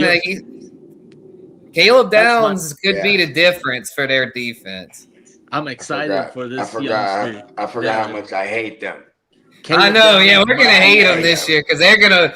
If all breaks right for them, they're gonna win 12+ games. Defensive Rookie of the Year. I agree. He's definitely in position. You can get that starting role right away. Yeah, I was kind of hoping the Saints would draft him. Who are the bums? That I they remember got right now that he's gonna beat. Up to it, like. Especially when we were live, and it was like, "Yo, Grant they have a chance or to whatever. get Downs right now." Fucking, but I wasn't mad at the. Yeah, their safety room stacked. Now that they got him and Jalen Thompson, and then Malik Hooker will be the free safety. Jalen Thompson was a very good signed pickup Thompson. For them too. Oh, that's Yes, they signed Thompson and drafted Downs, and they still got Hooker. So I mean, they got one of the best safety rooms in the league. There you go. Yeah, because they had some. I know. I hate them. Bland or whatever the fuck. They don't have to worry about him no more. Yeah. He's out of there. He could interception streak just like the dude before him the season. Trayvon Thompson Diggs is a tackling machine, guys. He does not miss tackles. That's what you didn't get out of Bland because he's always trying to get an interception. He's a cornerback. Yeah, Deron Bland might be the cornerback room there might still be a little shaky because I think Bland is a starting cornerback over there, but they did draft a 4th-round kid that could push him for that starting spot. What's his name? Devin Moore.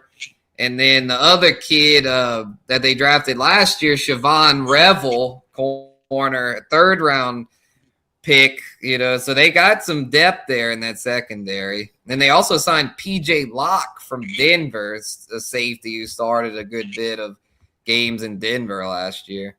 Yeah, they definitely addressed weaknesses then. Bogey in the matrix.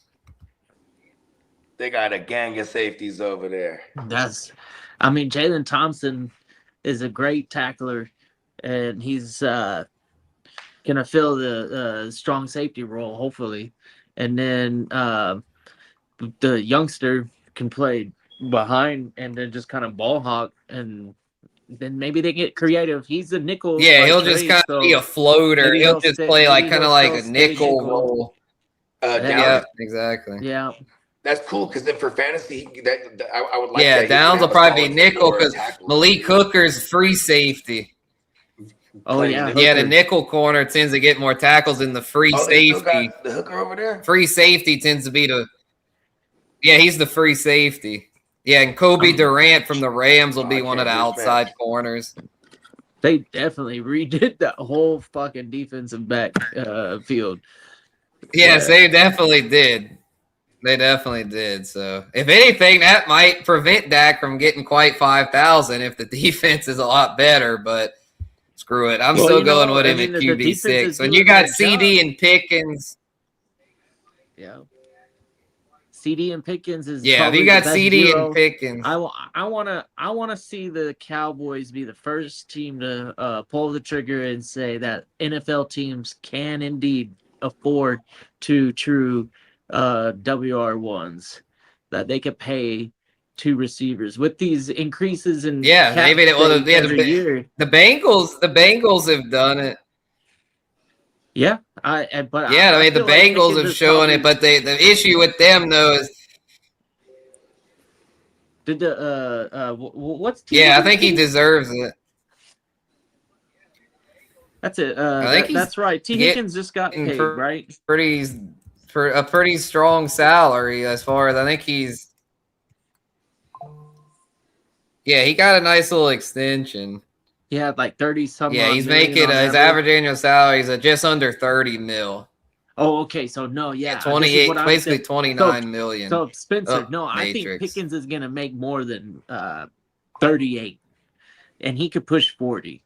And that's where I think some of the NFL organizations are. Yeah, he'll make more than Higgins. They're gonna open up the payroll. Yeah, so I don't know if they'll be able to afford him then. Because when you got the ability to win a one-on-one on the outside, regardless of what the defense throws at you, as long as your quarterback's able to spot the weakness and attack the defense properly, that like Dak is pretty. He's pretty good at that, and he's showed it that whenever he has a true number one receiver, that guy is going to eat. And last year we didn't get too much of it, but the numbers were thrown out there by Peacock, and they were pretty impressive. Or JD, my bad. One of the two. They were giving us the numbers on if CD and Pickens had played together for a full season, Pickens would have finished at 10, wide receiver 10, and then CD would have been wide receiver 5. Oh, yeah, that's right. And that's probably around where they'll finish this year. Yeah, that's a good analysis. That's if they play together, if you extrapolate the stats that they had produced already. This is just the averages. Yeah. Yes, this is from extrapolation. That makes a lot of sense. From extrapolation, right? That's the word we're looking for. Yeah, here we go. I'm like, that just screams, goddamn, Dak is crazy. He's gonna have you're probably gonna have to pay the most for Dak you ever paid. Yeah, for real. Because he's coming off of a healthy year. Because for the most part, this is what he does. When he has a full healthy year, then he gets drafted high. Then every time he has the injured year, everyone fucking hates him, and we get him for cheap. You know what I mean? Yeah, but I don't think people are ignorant to what his weapons are and how the offense is gonna, be basically putting points on the board. I love Dak. Yeah. In fantasy, in reality, I hate him. Yeah. I mean, I just think it's just. Yeah, it's you know what you're getting with Dak. So I feel like you got to put respect on his name there. So I got him at 6. Number 7. Peacock's not going to like this one, but I got to give him his due. I mean, he showed a lot down the stretch last year, and I'm buying the hype. T-Law, baby. The bald wonder. Trevor Lawrence, the bald wonder. Yep, Trevor Lawrence, man. Best hairpiece in the NFL. Never Lawrence. He balled out, though, exactly. And he's got weaponry, man. That's what I'm really liking about this Trevor Lawrence for fantasy situation, that he's got 3 very strong receivers in Parker Washington, who is one of my favorite breakout candidates in the middle rounds. And you got BTJ still over there. They don't seem to be intent on trading him, even though I think that might not be the worst idea. But they said T-Law's – yeah, right. He's been working on his deep ball accuracy this offseason. And if he could get a little better in that regard, that should help BTJ shake back. And then Jacoby, my baloney, has a first name Myers is still over there. They actually – extended him out, so he's a very strong slot presence. And then Britton Strange at tight end. You got plenty of weapons over there. Travis Hunter will even mix in there at times, assuming he's healthy. So there's no lack of weapons there. But the thing I think, the reason why I like T-Law to be similar to last year, if not even better, is because Liam Cohen. Man, Liam Cohen is one of the best offensive minds in the NFL. He saw what he did with Baker, and he was doing it with T-Law last year. I think wherever he goes, the QB is destined to put up big numbers. He was part of the staff with Stafford and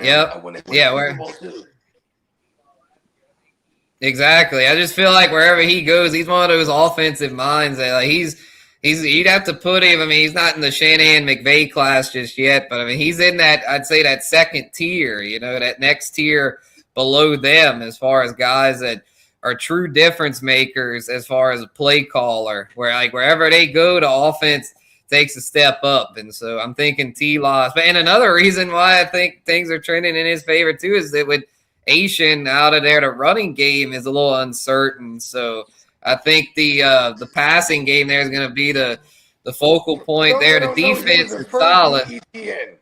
Yes. Etienne, the Cajun way. Etienne, Travis Etienne. Yep. Got to keep it Cajun, Shad. That's what he wants to be known as. He's back home. Question right now.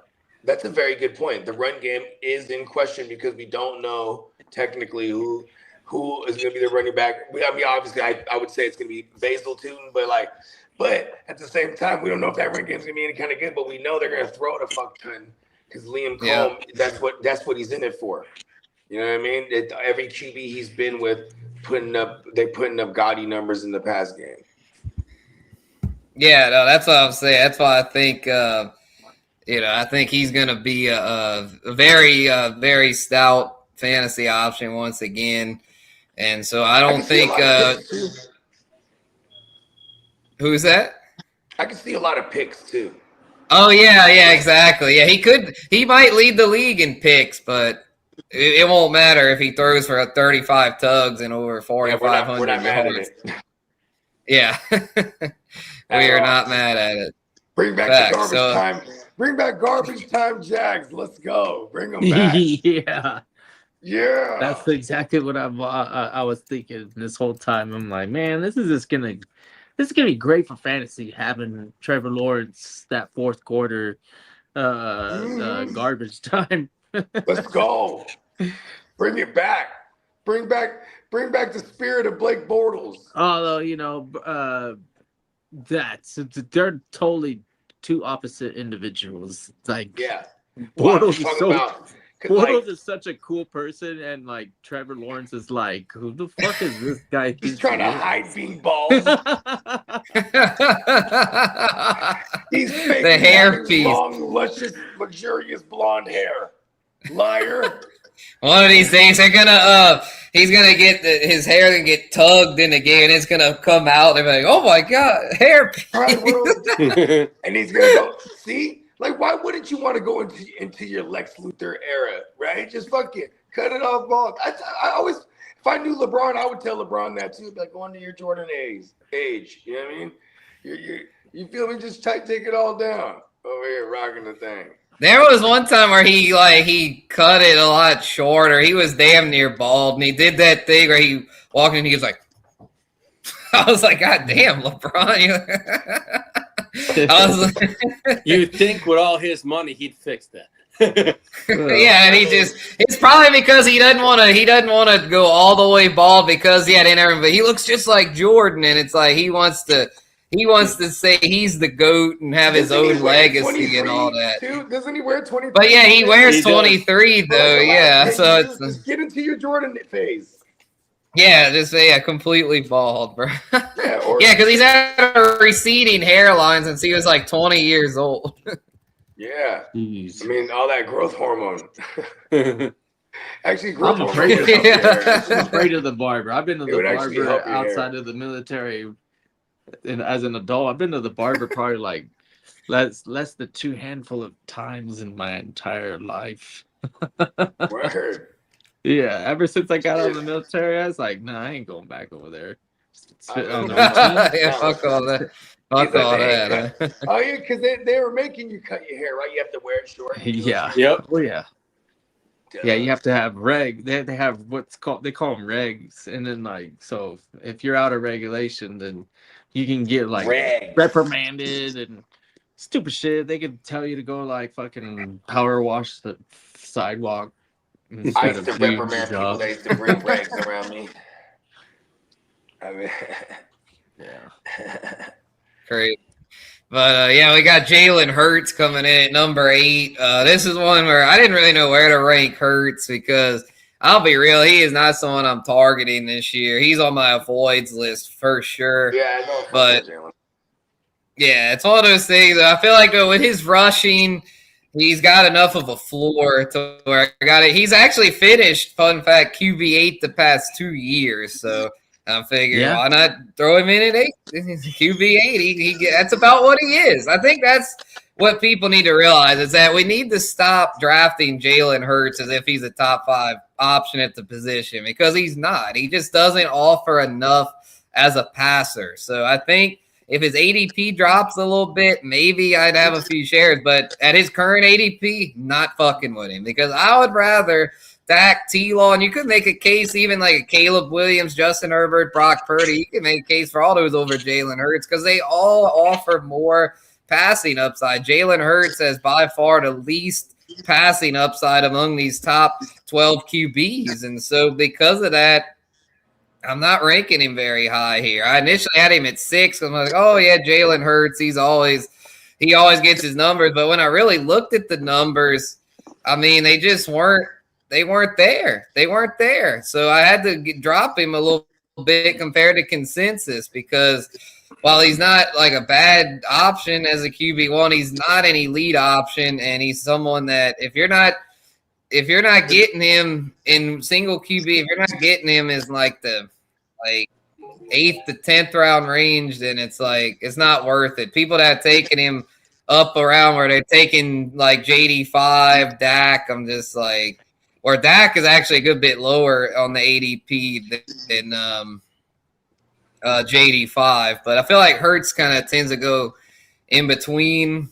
there somewhere, and that's where I'm just kind of like I'd rather just keep stacking my depth than going with someone like a Hurts because I know they added some new weapons there, but they lost AJ Brown and their run first offense. I think they're going to get more back to their roots as far as like just really emphasizing Saquon in that run game. So yeah, I got Hurts at 8, but I don't even really feel that good about it because I'm worried that Philly is just they could end up a total shit show this year. There's some rumors that Hurts that there's doubts if he's really the long-term solution at the position. And so I think because of all those factors, I'm like, I ain't fucking with him. As anything more than like a mid to low QB1. All right. Well, I am. Oh, look, we got Papa Guru up in here. Oh, what's up? What's going on, Papa? Oh, man. You got here right in Trying the to middle get those of it. damn tickets listed. I got you. What's up, Kitteh? No, I was just noticing that like he came in right as we're like getting in the middle of it, like this basically like the halfway point. It's like these next group of 8 are definitely going to be the targets that if I was playing a single quarterback league, that I'd definitely be in this range. Everybody else beforehand, right. I probably would be okay with seeing taking off the board and handling my business with whoever else is left. I mean, there's so many quarterbacks now that I think there's only probably like 3 teams that don't really have a guy that's gonna, if barring injury, is gonna be the guy for 16, 17 weeks. What's going on, Lee? What's going on, Papa G? So, Spencer, you doing the quarterbacks today, huh? Yeah, doing that. And yeah, I agree, kid. It's one of those deals where in a single QB, they can have the Stallions and the Drake Mays and the Lamars of the world because at that point, I'm trying to load up on wide receivers, and it's a very deep position, but we're going. I know a lot of y'all DJs play super flex, and so that's a big reason why this is important to nail down these QB rankings because in those super flex joints, we got to know where to value these QBs. And so at number 9 here, we got Caleb Williams, who I think Caleb could be higher. I might have him a little low, but I think with Caleb, he did lose DJ Moore. Not that that's a huge loss or anything, but I think the thing with Caleb we have to realize is that in Ben Johnson's offense, they run it a lot. Like they want to run the football over there. Where with Jacksonville, the reason I have T-Law over Caleb is because with Jacksonville, I think they're going to probably throw it a little more. And so they're going to lean a little more on T-Law or Caleb. I think with the running game over there, the way Ben Johnson likes a more balanced attack, I think for fantasy, Caleb has a little bit less upside, but I still think he'll finish top 10 at the position and is someone that if he slips a little bit, I would definitely wouldn't mind having him as my QB1. Yeah. For sure. I'm trying to save this league, Steamboat. So if you're out there, Diamond Joe, I'm taking pictures of the screen. I never exited on my computer, so the time clock is still going, and all the names and the bids are headed your way. Hell yeah. All right, Lee, you ready for this? Number 10, Justin Herbert. Hey, How you feeling? How you feeling, Lee? You think he's going to finish top 10 in fantasy this year? I think he's going to be a top 6 quarterback. If all said and done with an offensive line, last year he was running for his life. This year, hopefully he's not. But the only thing is, I don't see him rushing like he did last year. Okay, but I think the passing numbers will improve a little bit. They're going to right? go up. They're going up. Yeah, I think they're going up. Okay, yeah, with Mike McDaniel over there now, that should definitely help boost the passing numbers. And But I also see that run game being huge this year too. Yeah, that O-line, I mean, if that O-line's healthy, I mean, with Joe Alt and Rashawn Slater, I mean, he should have plenty of time to throw. And even if they run it more and his rushing drops a little bit, I think with the weapons over there, they got some young weapons there that could do good. Hopefully Trey Harris can take a step forward. And that young tight end, I think, is pretty legit, the Gaston. Yeah. And then, I mean, QJ, he showed something last year. I know he's annoying with the drops, but he's very much He of a only had 2 downfield drops threat. last year. Okay, yeah, he's like, I mean, if anything, he His might be rookie like year, I called him Butterfingers. an upgrade. I think QJ might be a better version of Big Mike Williams. Yeah. And then the like only thing he's not McConkey. is he doesn't have the contested catches like Mike Williams. But We all know- that reminds me of. We know And then Live McConkey's a new Keenan Allen, but drops can be kind of disputed as far as how they track them. You know, I don't trust those drop stats a lot of times. You know, one guy, they say the guy dropped it, and the other guy says, well, it really wasn't that easy of a catch. We're not counting it as a drop, even though you look at it and you felt like he should have caught it. So the drop stats, to me, is sometimes a little deceptive. But looking at the rankings, Spencer, I see the one that I'm a little bit would kind of ask you about is having Drake May second. I mean, who are his weapons? Does he AJ Brown and Romeo Dobbs, they added weapons for him. I forgot about AJ Brown. Yeah, he got AJ Brown back, but I didn't think his. What's up, Pops? I didn't realize the cat was down here. Hey, Tina. Shout out to Cat, man. Which Romeo Dobbs? What did he do last year? At the house here. Romeo. I didn't realize she was down there. I feel bad. Let me let the cat out. I'll be right back, y'all. He was with Green Bay still last year. Yeah, and Romeo He wasn't that good last year. Hey, Papa Yeah. Guru, you want to know what he did last year, right? Yeah. He had let's see. He had 85 targets, 55 receptions for 724 yards. Yeah, I mean that's He okay. had 6 touchdowns. It's nothing special. I mean, I'm still a little bit leery about rating Drake May as the number 2 fantasy. But that's where we all, if you don't like him, then you hope somebody else picks him, and you ain't got to worry about him. Let somebody else take him. Mm-hmm. But what you think of Drake May, Bogey? I think he's in the Matrix. Oh yeah, I see. Yeah, He's frozen. still in the Matrix. Damn. Man, his thing is always freezing up, huh? Seems Yeah, every the time- Matrix has been getting the best of him today. I switched computers today, and thankfully it's been going good. My other computer, the past few times I've hopped on, has been giving me a lot of trouble, or a lot of times I'd have to switch to my phone midway through. But I'm on my work computer today, and this baby's been holding it down. So Mine I'm is glad almost- about that. Since I've always used a computer now, I've almost never had an issue with that. You're on that new computer now, right? Yeah, You're not still on that old one. Okay. Oh no, that thing. No, that's Okay, I figured you switched over by now. I had forgotten because for a while you were using that old Dell, and I was like, "Are you ever gonna get rid of that that?" in 3 years. That's 3 years, more than 3 years ago. But what I used to do is I'd go on through my phone. Oh, And okay. then Lee My sent fault. Lee sent me the links to my regular computer email, so I just do everything through the computer, and it just works so much better. Oh, we got two bogeys. We got regular bogey and bogey in the Matrix. Let me remove bogey in the Matrix. I bogey from the future to warn you guys in the past. All right, future bogey. What's the word?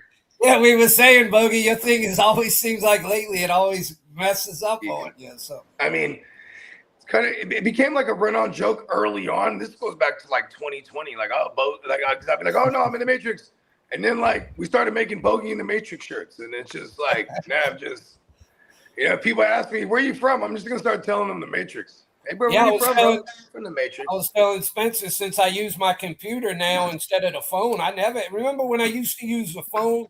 It seemed like after a while I'd start getting that. Yep. And y'all be like, "Oh, you need to get out and come back or something." Like that Right. phone always mess up. When my computer's been great, I've never had an issue hardly with that. And Lee had sent me all the links right to my computer email, so it's so easy for me now. Right. But all right, Bogey. Good timing, B. Lee got him. All right, what I wanted to ask Bogey. What's that? Well, I don't know if you heard me. Oh, you did, Spencer. Is to see what Bogey has to say about Drake May. He was cool with him too. We already discussed that. Because that's the one that I kind of question a little bit. The rest of them seem pretty, pretty good. But that one, we broke down the numbers. I mean, last year Drake with the Drake May thing because he had a great rating. The way I evaluate quarterback play, he was right up there. But as far as fantasy is where I question him more than his actual quarterback play, because they don't always go hand in hand. Well, I know, but for fantasy, he had the volume and the efficiency and the rushing. He had it all for fantasy. With Josh McDaniels, and then now you add two notable upgrades at receiver. Isn't their rushing game supposed to be pretty good? They got Stevenson and who's the other guy that Papa Joe might be in the When you're in a Josh McDaniels offense, you're gonna throw at running backs even on early downs too. So or maybe I'm in the Matrix. everything's an extension of Drake May. And then not to mention, they throw to both backs a decent amount. I think we're going to see his legs become more of a luxury than not this year. Like you're not in the Matrix, Spencer. You don't hear me? I can hear you. I can't hear Spencer now. Yeah, we're good. We're good. I've always felt that in comparison. Hey, all right, testing. Sir. I hear a lot of Drake May and Josh Allen, especially his rookie, like in the draft. And, there goes Bogey again.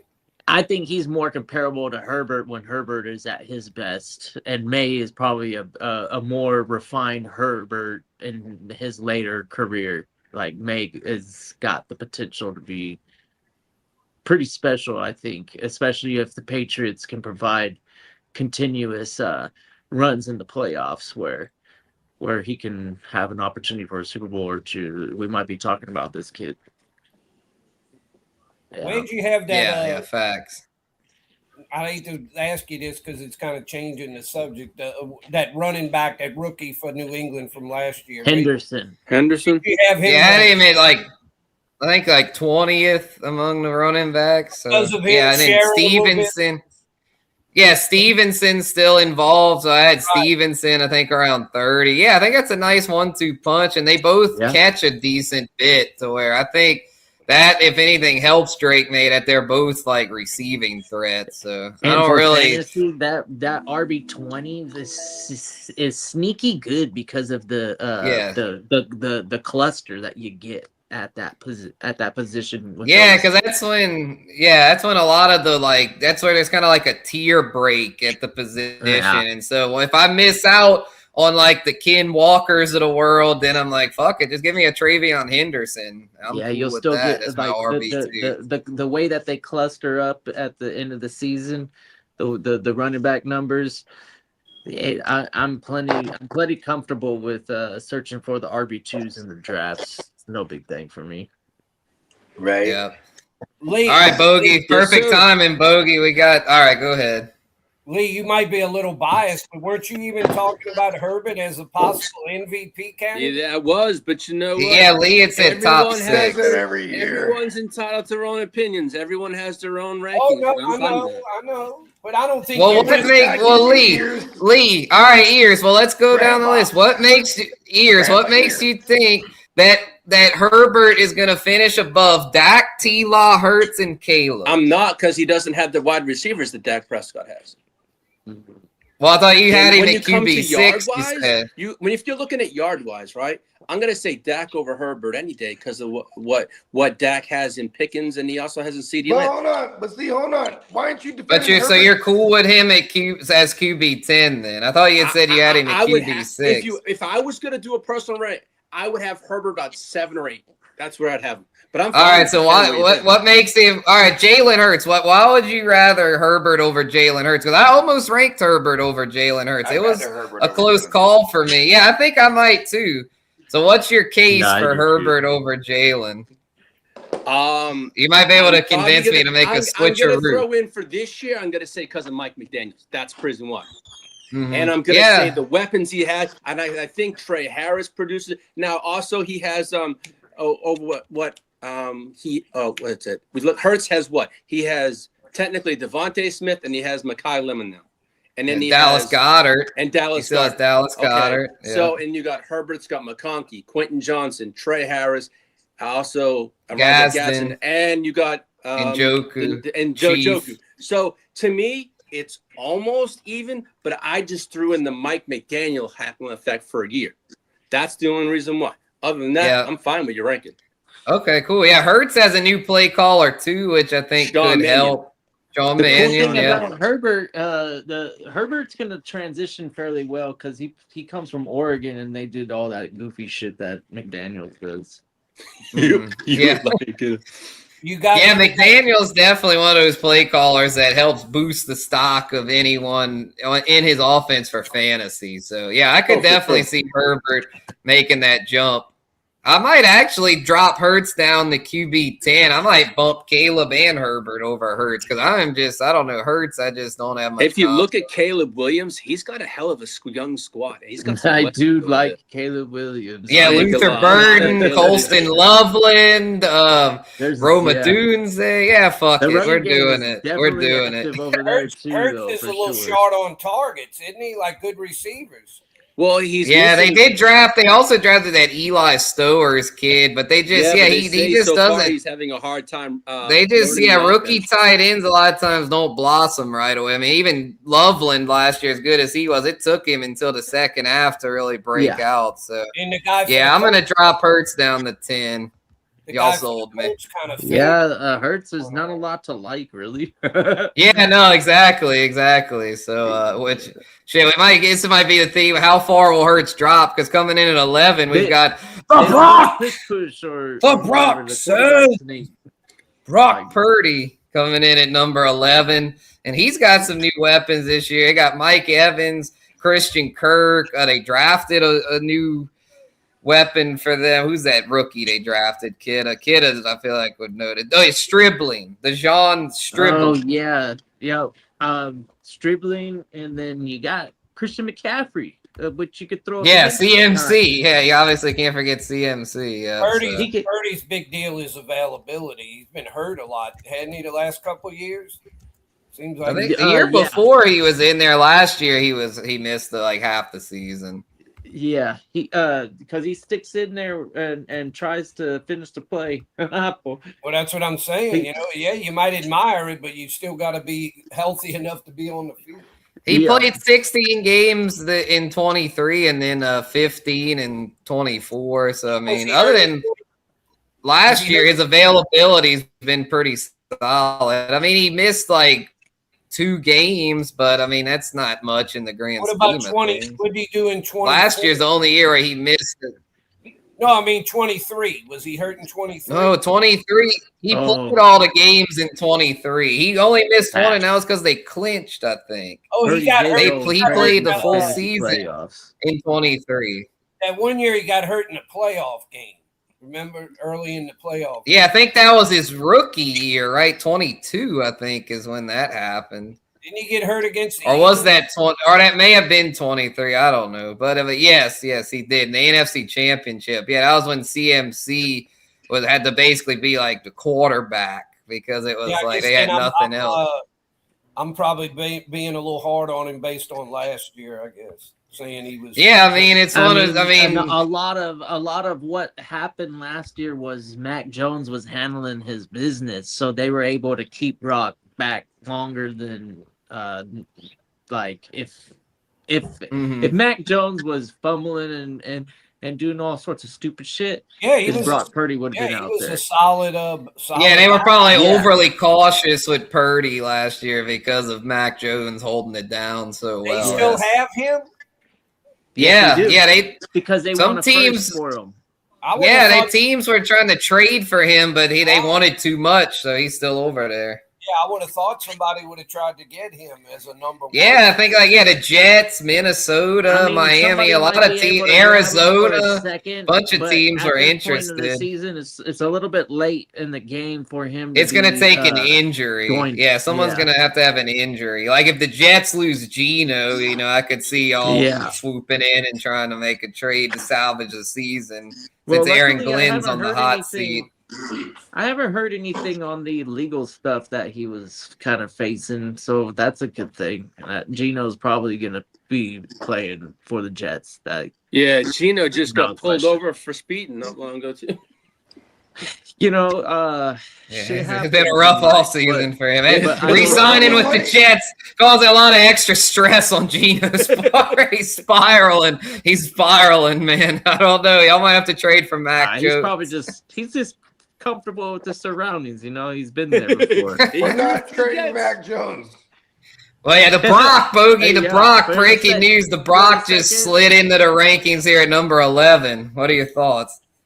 I like it Purdy? because, I mean, you add Mike Evans, and theoretically, if Mike Evans is upright and just this whole team, if they're healthy, it's going to be a fun fantasy squad because Mike Evans adds anywhere from 6 to 8 passing touchdowns for the Brock. He's already been a 25 passing touchdown guy to 30, right? Yeah, that's already been his range. On the I was questioning his availability a little bit because of last year, but you can say that about any of these QBs. Yeah, well, and then you got George Kittle. Is he going to be healthy this year? Yeah, I think he might be there week 1. He should be. Remember, that's Kitteh's sleeper tight end. Yeah, we talked about Kittle last week and how I had Kittle tight in 15, but I mean, if things keep trending right direction, I could easily see myself moving him or tight in a 10. I meant to say, and I still like Ricky a great deal as a receiver. You add Christian Kirk for just to add more depth to that receiver room, and then you have Christian McCaffrey, who's a do-it-all. I love the Brock. You know what I mean? Who's y'all's top? Bogey, who's y'all's top 2 receivers? Mike Evans and Ricky. Yeah, Mike Evans and Ricky. Okay. Yeah. What happened to the other guy that I kind of liked, and he didn't really do too much last year? Jennings? Yeah, he's Minnesota. Signed with Minnesota. Yeah. They basically Christian Kirk they brought in to essentially replace him. Yeah, and then for what it's worth, it's a well balanced team, and we don't have the greatest defense on paper. We didn't last year, you know what I mean? And so we were in a ton of fucking shootouts, you know what I mean? So Saleh left. Yeah, Saleh went to Tennessee. So the new DC over there now. Raheem Morris. I love that. Oh, that's good. I think Raheem Morris would be an upgrade. So that's good. Personnel wise, on paper, you know what I mean? We're a little lacking, right? We don't have too much star power. And our stars are getting older or coming off ACL. They could trade for Max Crosby. That's what I'm saying. Because Fred Warner's coming off injury, Nick Bosa's coming off injury. Yeah. In about 3 weeks, I'll have to start brushing up on my football. You're lying, puppy. Well, you're doing it right now. You're on the early ranking show. You're already getting started. Oh, shout out to my man Derek. I like my man Derek. He gave me. I like my boy Derek. He's a good guy. Yeah, he's fired up about his Cowboys. That's for sure. Derek. Well, he's Yeah, he's always that fired dude, up man. about the Salute to Cowboys. Derek. Yep, salute, man. Salute. Yes, indeed. So here we go, y'all. QB 12. This one was a tough one for me because it's hard for me to want to rank someone that's barely played over an OG, but I ended up going with the young guy here. And he's just, I mean, it's hard for me to, he's just kind of unlikable. He just seems like kind of a douche. But, I mean, for fantasy, it's like, I think he's going to put up some serious numbers, and that's Jackson Dart. Got Jackson Dart coming in at number 12. I know Malik Neighbors, there's some questions about his week 1 availability, but thing with Jackson Dart, he can also do it as a runner. And with Harbaugh coming in over there, Harbaugh usually helps. Wherever he goes, it usually tends to be pretty good. I think last year is more of an exception than the norm. I think the Ravens were kind of foolish for giving up on him after that year because most years under Harbaugh, his teams are very good and put up good numbers. And so Jackson Dart, talk about availability concerns. Last year, he put himself in harm's way a good bit, but I'm thinking with Harbaugh coaching him up, that should help him play smarter. And I think even though he'll be reined in a little bit, I still think he'll be able to do enough to put up strong enough numbers if he can stay upright, to be a back-end QB1 for fantasy. It'd be interesting to see if Jackson Dart can change that shit with his way he goes down. If he can I think he'll be fine. If not, That's dangerous. that's a scary That's thing. just what I was going to say, Lee, and I don't know that he's going to be able to change that. I'm being honest. I don't think he's going to. That's just the way he plays. He plays with a mentality. It's like no fear. But we Does he- saw his availability last year when he did that, and it was not there for us. Yeah, fantasy you players. I know, but yeah, I The get neat all thing that. is But he's still young, and all it takes is a little experience, and that can Maybe slow yeah, you coach down he he's has real got quick. an experience. Yeah, I'm about to say the experienced coach. I think will help rein him Hey, in. Having an experienced coach like Harbaugh, I think will do wonders for that kid. Assuming he's coachable. If he's not coachable, if he's more worried about jumping off yachts than he is about learning the new mindset of football, then he probably won't do well. But the hope is that by the time training camp gets going, he'll be fully locked in. I think Because the so far this Giants- offseason, there's been some red flags for sure. If they're going to stay competitive, it's because of that defense that they've got. You can run. That but formula is stop Mhm. anybody from scoring and actually maybe score on defense with the pass rush and then guys that can maybe recover a fumble or take it to the house after that. I could totally see that actually being the game plan. They're like, hey, we're gonna beat him on defense. We're gonna score a touchdown today, defense. Okay. It's gonna be Because if Dart throws a bunch of pick sixes, they're going to need the defense to step and I up, feel and they that got that's a lot of new exactly additions.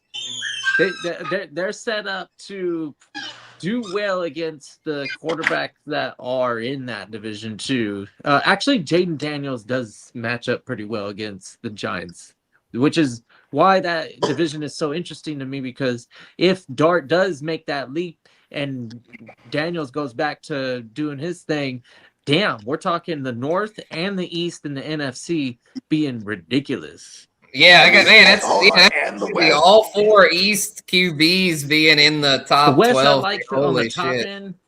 You guys, the Cardinals, they don't exist in my NFL. Well, but still though, there's 3 out of those 4. Yeah, for sure. There- NFC is crazy. There's a way that Dart can I'm run, not but he's trying to got to like learn to jinx my run Niners, smart. but I just we're still one of those teams that just pulls things together. Yeah, you still have Christian McCaffrey, so Yeah, that means a lot. and then we got Mike Evans. Look at it. Hey, you might be able to get some touchdowns, just like little corner route touchdowns. Bogey Evans might be over the hill. He's on the downslide. Well, he has the body control though. Like he's I think he's consistently and currently in that top group of body control receivers. Yeah. And the size that he possesses, it beats a lot of defensive backs. Just Evans is at that point where receivers usually start declining. He doesn't need to run more than a 4.7, so 4.8. is he not the same? How much older is he than Devontae Adams right now? Well, Devontae Adams, months, I think. Devontae Adams is more right? now just like a goal line receiver. He just catches all these little short touchdowns. Is that not Mike Evans? Y'all gonna need Ricky to really step it up this year. Y'all are really relying on Ricky. These are a lot of mid-range, perfect for Brock though. Yeah. And then McCaffrey could just like I'll be right back. totally get that swing and make the defenders trip up and that team is. You're right, Bogey. They're gonna be dangerous. Seattle's. I don't know if they're going to be. I think they're going to actually regress. They had like the number 2 defense. They're going to regress big time. They had a top 5 in defense. my opinion. What is Evans? 32, 33? I mean, you got me right now. Off the top of my head, I know he's been around a long time. I know that. Mike Evans, I can tell you that. Hold on. He was a 2014 draft class guy. Okay. So he is, I'm pretty sure he's got to be pushing 32, 33 then. Like Mike 30. Evans, I'll tell you here. He is. This is it's going into his 13th year. He's 32.9 years. So he'll be 33. Yeah, he'll be 33. Going into the season, he'll be 33. Cool. I'm not mad at it. I mean, just if he can stay healthy. Dart's got a. What I would say about Dart, you can run, but there's a way you can run smart. Exactly. You can't run with the idea that I'm going to just take the linebacker on. You go down when the linebacker's there. You don't try to run over the linebacker. Check this out, Pops. You got John Harbaugh there, who was, he spent all them years with Lamar, and he kind of had the shape Lamar into being that same kind of have that same type of mentality as well. Like hey man, to just run smarter. So.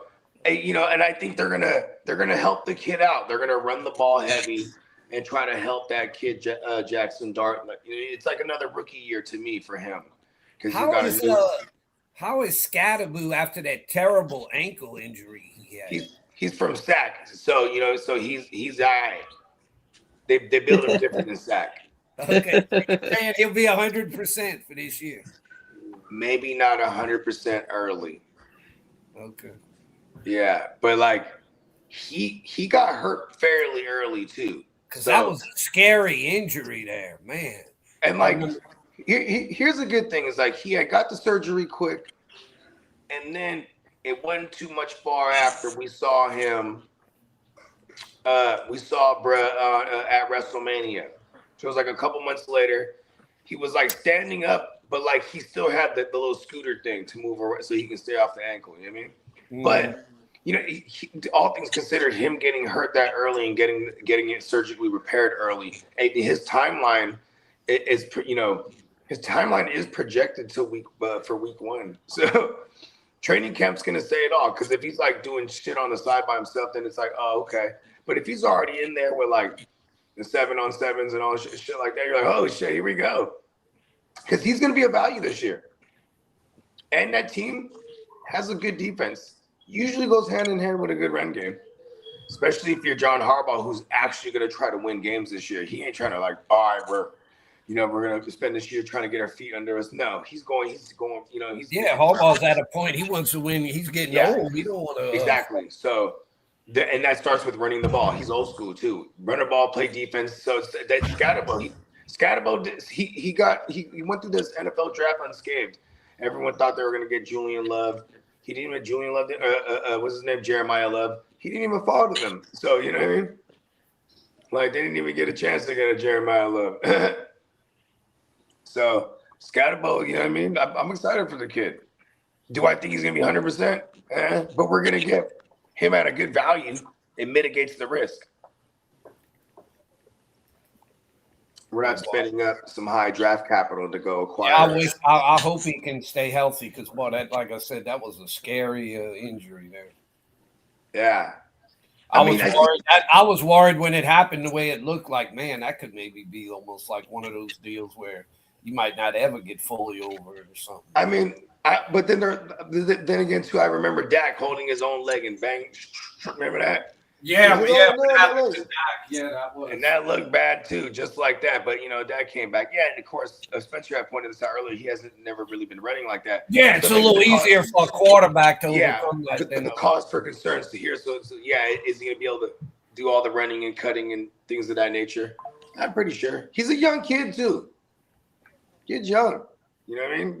He was only a rook last year, so I tend to not be scared with some of these injuries, especially like shit like that where it was just like a clean dislocation or whatever it was. Like there was no ligament damage or shit like that for Scatterbo, you know what I mean? Well, what happened with Spencer? He's not there now. Said he would be right back, right? Oh no. Yeah. I just had a phone call. Yeah, I'm sure he'll be right back. But. Yeah. No, we were talking about Spencer. Yeah, I'll be back. Crooked Commissioner says Cam was already slow, so it's not like he can't get any slower. Come on. Cam. But is Cam gonna beat people up still, really? Yeah, that's true. Which Cam is he talking about? Cam Scottaboo, the running back. Oh, the running back. Okay. Yeah.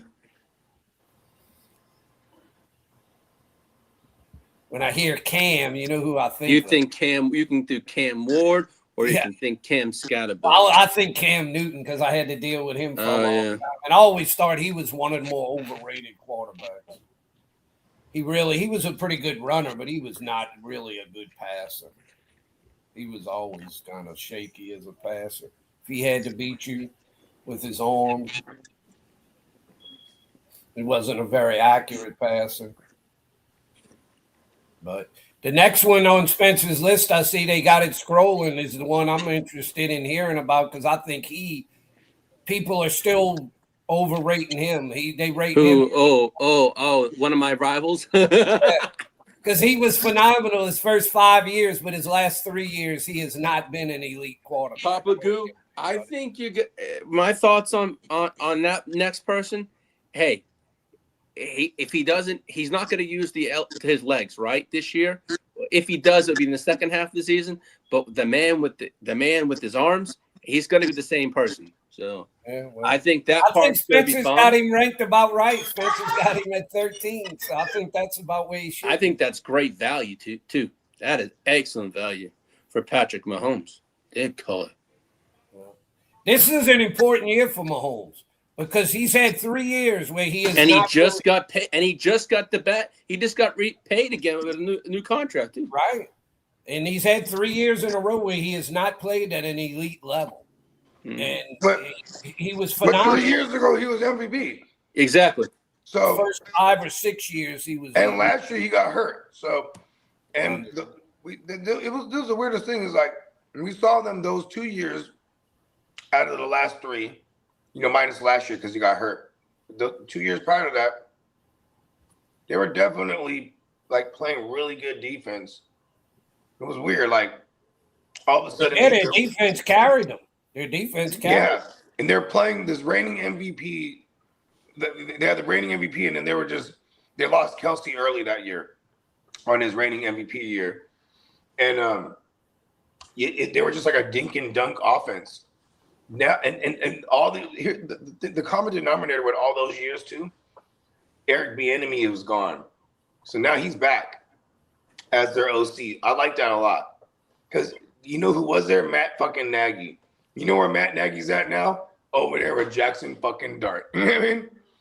Like, yeah. So like, I do like Mahomes a lot this year to have a bounce back, like a really big bounce back, because especially. Coming out the ACL, he's gonna have to stand in that pocket and shred more. Like I like Mahomes a lot this year.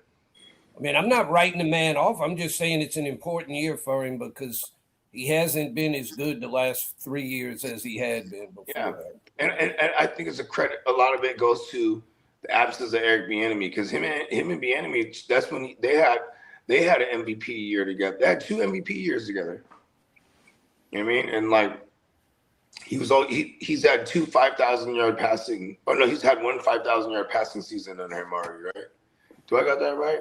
I know He he had said 2 5,000 yards in. No. He only had. I think he had one.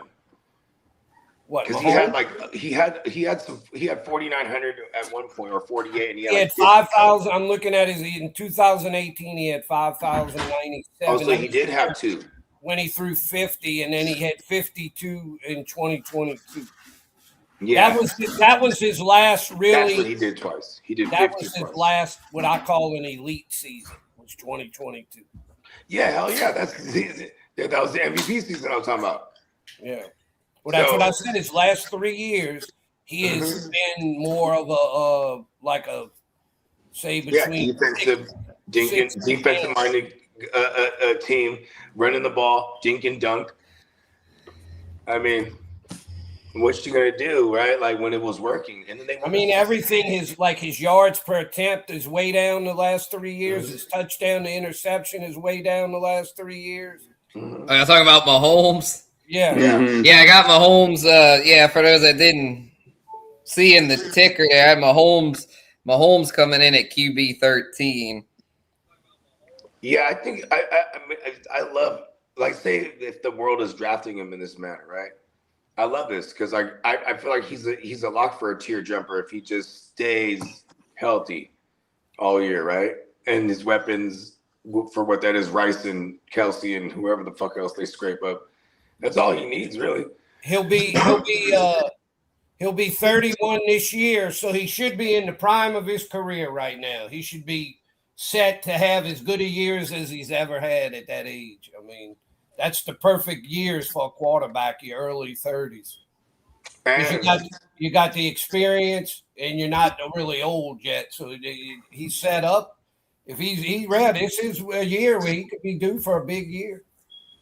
Hey, he's gonna have he's gonna be juiced up on all kind of peptides and all kind of HGHs coming off that surgery. He's gonna be good to go. Yeah, it's just the rushing probably won't be what it has been the past few years because that's something that he's actually been pretty good at. Even though his passing has dipped the past years, his rushing, he's had a nice rushing floor. Where with that injury though. His rushing numbers are set to take a dip. Yeah, and they brought in Ken Walker. Yeah, that's why I got him just outside the top 12. You know what his biggest year for rushing was in his career?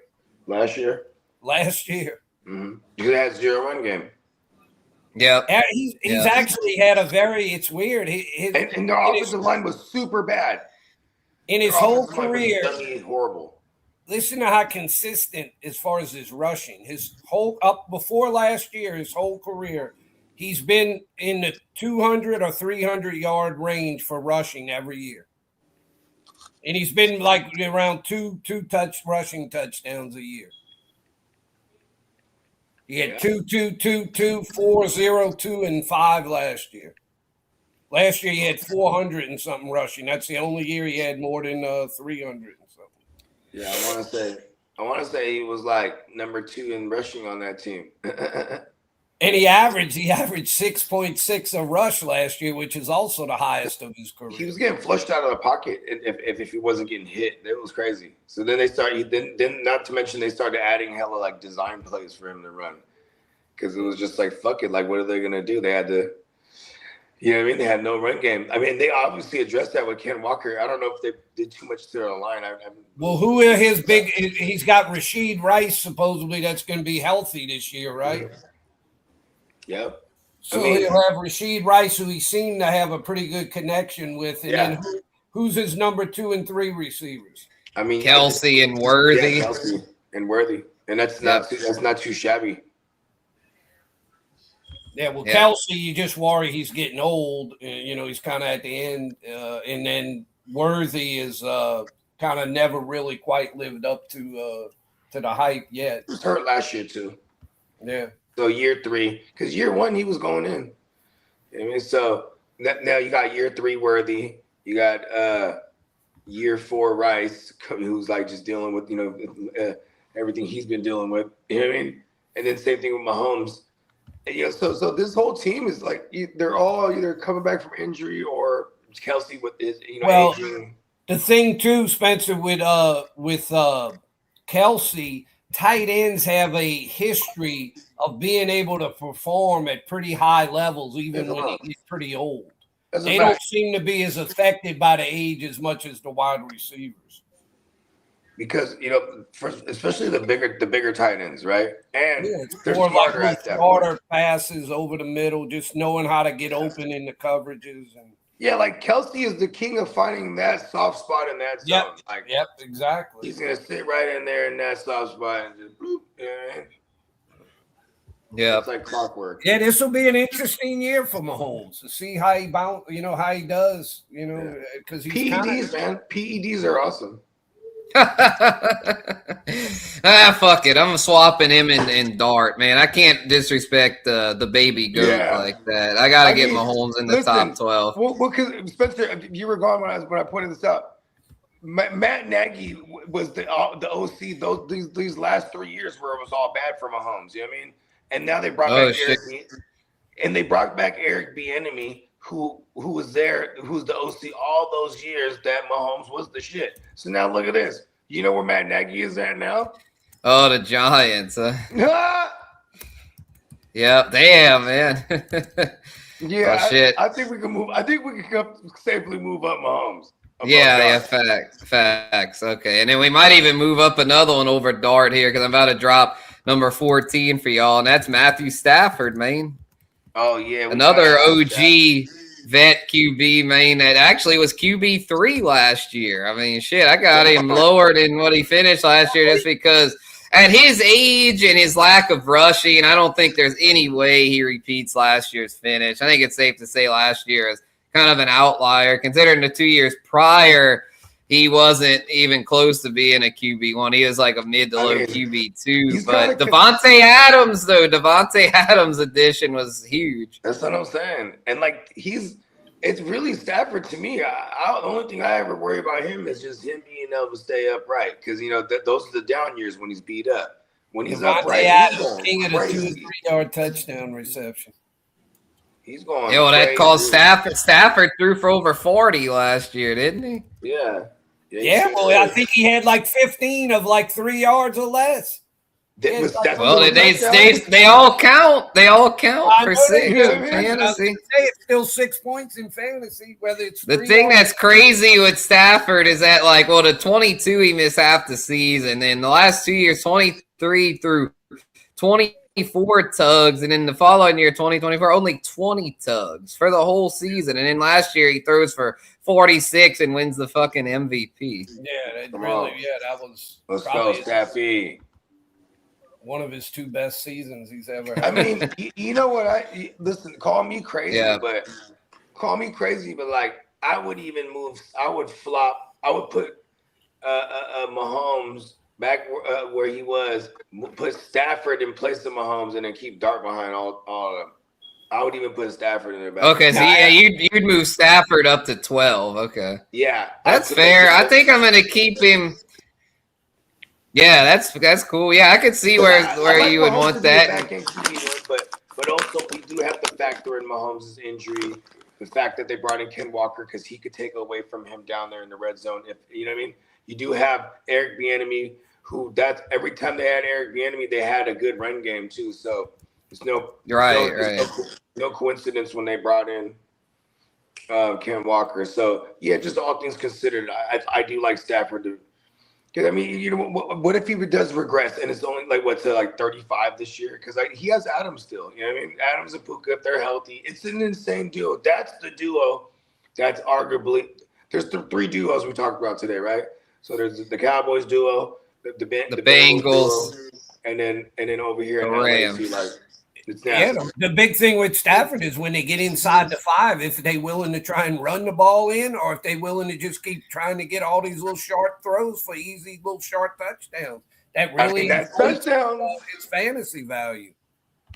Here's the thing: is when you had Adams and you have Puka, it just opens up everything. You know what I mean? So that's why you saw Kyron just waltz in for a few last year. You know what I mean? It happens like that. But you know what I mean? Also, Stafford's a type. You know what I mean? Like, if they're down in these games, you'll see him turn it up in fourth quarters and run up hella shit, points for us. You feel me? Like, he's just one of those guys. Like, it reminds me of like when Tom Brady had Evans and Godwin. You know what I mean? Yeah. Where it's like you're at least expecting 40 tugs or even close to 5,000. You know what I mean? Because that's all Brady was over there, right? Stafford's been kind of outside of the touchdowns, and you know what I mean. And that's usually if their run game is taking it away, like you said, Pops. But I'm not scared of that. I like him to be the back end QB. It's Sean McVay's offense. One thing, though, if their team is as good as people are thinking, they might be playing a lot with late leads where he might not have to throw as much late in the games and stuff. I mean, let's just hope he got those leads off his arm then. You know what I mean? Oh shit! Yeah, Matrix. You better hope that, because if he doesn't have to throw because they have leads, then he gets that late production. Right? Something happened with Spencer, I guess. He went to the Matrix. Well, because the StreamYard's been doing this specific thing, and not just on our StreamYard, everybody's podcast that I've been on too. It's like it'll be like where individuals can't hear certain individuals for some reason. That is weird. I don't understand. Yeah. So then, so it's like different forms of the Matrix. Shit, like Matrix are trying to take over. It never happens to Lee because he's a robot. And it hadn't happened to me. It evidently it likes my computer. It hadn't been messed. If I'm on my phone, my phone geeks out quite a bit. Oh, I won't even. I'm always on my phone because I haven't used my computer since last year Vegas, because then I broke my my microphone cord, and then I just never bought another one since. I should really pop for one because I miss using my laptop and rocking on the mic. You know what I mean? Pause. Y'all don't ever get bogey. You remember you used to get where you'd start getting that static Yeah. I haven't noticed that, but people just get knocked out now. They don't get the static; they just gone. I mean, I still get the static, but it's because like over here, like today's gonna be 91. So like around say I was streaming like anywhere from 5 o'clock to 8 o'clock. That shit is 91 degrees. You know what I mean? So it's just anytime I'm on, it's just frying my phone. And it just and it does that. Here it's that hot every day during the summer. We never ever not at least 90 something. That is true. Where Lee is too.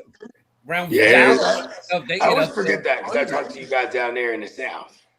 Oh man. Yeah, I'm over here out west. The heat here is relentless. Yeah, and what's the humidity like on average over there? It's pitiful. It's pitiful here. Like 70%. 70% Damn. is a typical day. 90-something, 70% humidity. It's miserable. You just go outside and just sweating already. The only thing it's good. Sweating. There's only one thing our summer weather is good for, and that's if you got a swimming pool. Other than that, it's not really good, enjoyable to do anything.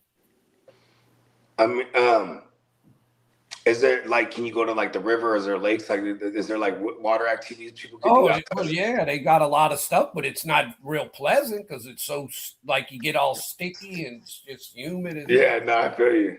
Even at night, you hardly in the night, when it's kind of cools down a little bit. It's usually there's no breeze, and with the high humidity, even if it's 80 degrees, it doesn't feel comfortable. Because of that humidity. It just makes you feel, like you said, that sticky feeling. Right. I mean, people come down here and they're like, man, you live down in South Louisiana, you could take 2 or 3 showers a day. Because you always feeling sticky. Come on. Yeah, God bless the AC. Oh, yeah. God, I can't imagine when people lived here 100 and something years ago and they had no AC. I mean, they're probably just used to it. They're probably, just after a while, they were very thankful for the heat, the summer, right? Because they were they dreaded the winter time. People died in those winters. Well, the guy told me though, the way they used to build the houses, they had better ventilation, and they'd have these big, I don't know exactly what you called them, but I think some people call them attic fans or something, and it would circulate the air and create a airflow. Interesting. where it didn't make it feel as bad. Where the houses now all built for central AC. Like if you lose your AC here, you better go to somebody else's house because you ain't gonna be in there too long. Yeah, Papa G, here in Texas, right? The roofs here, they're starting to do these like tiling, right? So because of the heat here in Texas, they even came to our house. Oh, you want to change it from the shingles to this paneling? I'm all set there. No way. It's just they're saying it's more energy efficient, supposedly. Yeah, I don't know. But I'm all set. All right, I'm back, yo. Welcome back. Yeah. So, all right. So yeah, we had our top 14 QBs here. We're gonna carry on here. I guess we'll just throw in 15 and 16 together, so we'll do 2 at a time. Pause to move it along a little quicker. So 15, we got Jared Goff, and then at 16, Bo Nix. So we mentioned Bo Nix earlier in the show with Bogey and I talking about Sean Payton, and so we got him coming in at 16.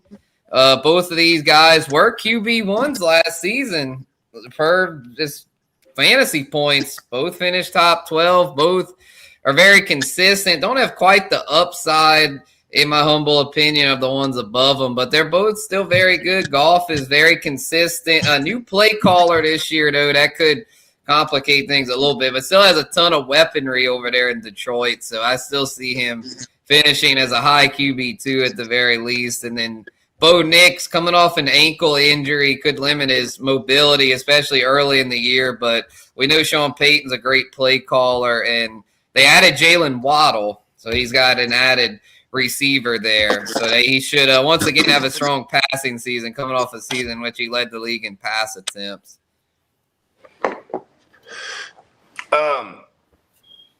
Here's another thing is I don't think that goes away necessarily, in my humble opinion, because like the switch at coordinator is somebody who wants to chuck it. You know, he's coming over from Arizona. We saw him. They were just absolutely chucking the rock. Of course, they're going to throw out the running back too, and they're going to get Gibbs is going to get his. He's going to be Gibbs is the key to everything, honestly, right? Because as long as they can get Gibbs going behind this retooled offensive line.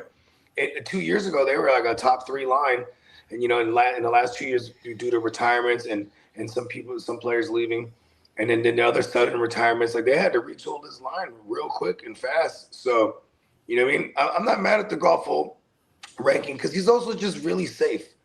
Yeah, you know what I mean?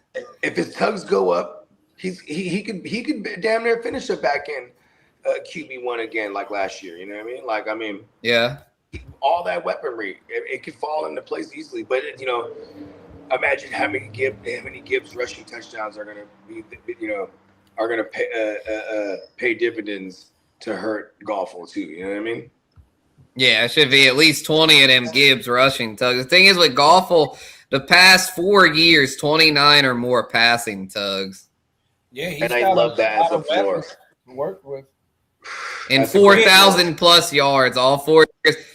And has played all 17 every season. Spencer, Gibbs is the number 1 running back? Yeah, I do. I figured.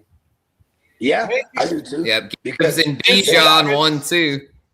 Just to get your quick little thing, because as a little recap, because I don't remember it. Where did you have the 2 guys that kind of were a little bit disappointing because of injuries and just a bad offense? The Raider rookie running back and the Charger rookie running back from last year. Did you have them? Jenny. Yeah, Jenny RB7 and Hampton RB10. I had them both in the top 10. Okay, right around top 10 then. Okay. Yeah. Jenny should do a lot better this year, like I said in the episode. The new QB revamped O-line. They did a lot to revamp their offense. So I think Jenny should be in a position to have a nice sophomore season. And Hampton, Lee talked about it. Chargers O-line should be better. They're going to emphasize the run game. So, Well, their line was really bad on pass blocking. I would even I'm okay even swapping them how you have them. Pause. Like I so you take Hampton over Jeanty then. Yeah, Did they get rid of Trevor Penny finally, or are they still fooling with that idiot? Because, man, he's horrible on pass blocking. I think he's just like a backup for them. Yeah, no, he's not a starter for them anymore. They drafted a left guard, Jake Slaughter, and then they signed Tyler Biadasz and Cole Strange. Oh, yeah. Center and right guard. So no, they had no more Biadasz Trevor is going to Penny. be a huge thing. Long as Trevor Penning is not our left guard, I'm happy. That's what I just said. Yeah, as long as that rookie needs to pan out, as long as that rookie can beat out Trevor Penny. From everything I've seen, it's Jake Slaughter. Okay, good. Yeah, y'all need that rook to develop, because if that rook doesn't, then y'all might be in trouble at left guard. You ain't Trevor lying, Penny Spencer. I'm is not scared the as a mofo answer. with Trevor Penny. Yeah, well, that's kind of like with Dallas. It's like, their O-line looks good on paper, but if that left tackle spot ends up issued, and that could hurt Dak and that whole offense. So, yeah, that's the tricky part. It's hard to have all 5 spots on an offensive line be strong. There's usually always at least one weak link, and all it takes is one big hit to your QB, and your season's fucked. Yep, you're right. You're right. So, but, yeah, Bo Nix, I think is solid. I'm not, super high on him for fantasy, especially – coming off the injury. I think it could affect his mobility. But I think with the addition of Waddle, he's got a very steady passing floor. I think Nix's passing floor is very strong as far as, he's getting at least 4,000 yards, probably 25 to 30 touchdowns. Sean Payton knows how to put his players in positions to succeed. And so I know some people might be scared to draft Bo Nix because of the injury situation, but if you wait on QB in a single QB, and let's just say there's a big run on QBs, and you're just stuck with a Goff or a Bo Nix, then I wouldn't even be mad at it. Or just double up, take both of them late, and you probably will be all right in a single QB. And then for super flex purposes, you could just wait and have those two as your top 2, and then I have Goff ranked over Nix. Yeah, I've Goff 15 and Nix 16. Yeah. What was Nix's injury? His ankle. Ankle. Yeah, broke his ankle in the playoffs. Yeah. Oh, that killed me. I had the fantasy. So many ankle injuries in his career. That scares me. That I had Bo Nix last year. I took him as my second quarterback in Vegas. Man, I was like, oh, that ain't happening again. If y'all remember, I was kicking ass in that fantasy playoff. If Nix doesn't get hurt, I'd have walked away with that for 2 years in a row. But then when he got hurt, that was the big equalizer. And then they lost the game on top of it on that controversial call late in the game on that interference or something. But, yeah. No, Nix, I'm looking at his numbers from last year. They're really not very impressive. He had a sophomore season, really, compared to his rookie year. He looked better than he did last year. All he has this year, he has Jalen Waddle. Other than that, he really has nothing else. Yeah, and I wouldn't be super high on him, honestly. I don't know. I'm looking at his numbers. They're not impressive. 6.4 yards per attempt. That's bad. His touchdowns to interception with 25 to 11. His QBR was mediocre. His passer rating was under 90. I don't know. There's nothing that excites me about him when I'm looking at his numbers. And you're telling me he doesn't even have a lot of weapons. So that's Nix? Yeah, he's got added weapons. He's got Waddle. That's about it now. Yeah, they added Waddle, and they've got a lot of other weapons over there. Sutton, Troy Franklin, Pat Bryant. They've got a good receiving core. Marvin Mims, even. I'm not. Might have potential, but they've not really proven it yet. Well, yeah, but last season he was a top 12 QB, and I got him outside the top 12 because of the fact I'm not really feeling him repeating the same volume. I think there'll be a little more of a balanced offense, but I think he's still got enough to where he should still be at least at a mid QB2. Yeah. Yeah, I guess when I look at these quarterback numbers, I'm always comparing them to what I always thought of with Breeze and Manning and stuff, more elite type quarterback numbers. And they don't. I think Tyler Shuck. Yeah, the only ones today.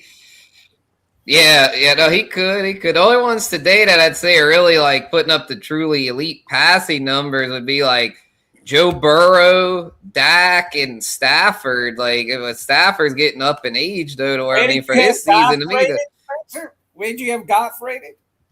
15, but Goff's not elite. I mean, Goff's more of a floor play. I mean, he's solid, but he's not putting up elite passing numbers. The only QBs that are putting up elite passing numbers these days are Burrow and Dak. Those are the only two. Year, I'm looking at their numbers from last year. Goff's numbers were better than Dak's.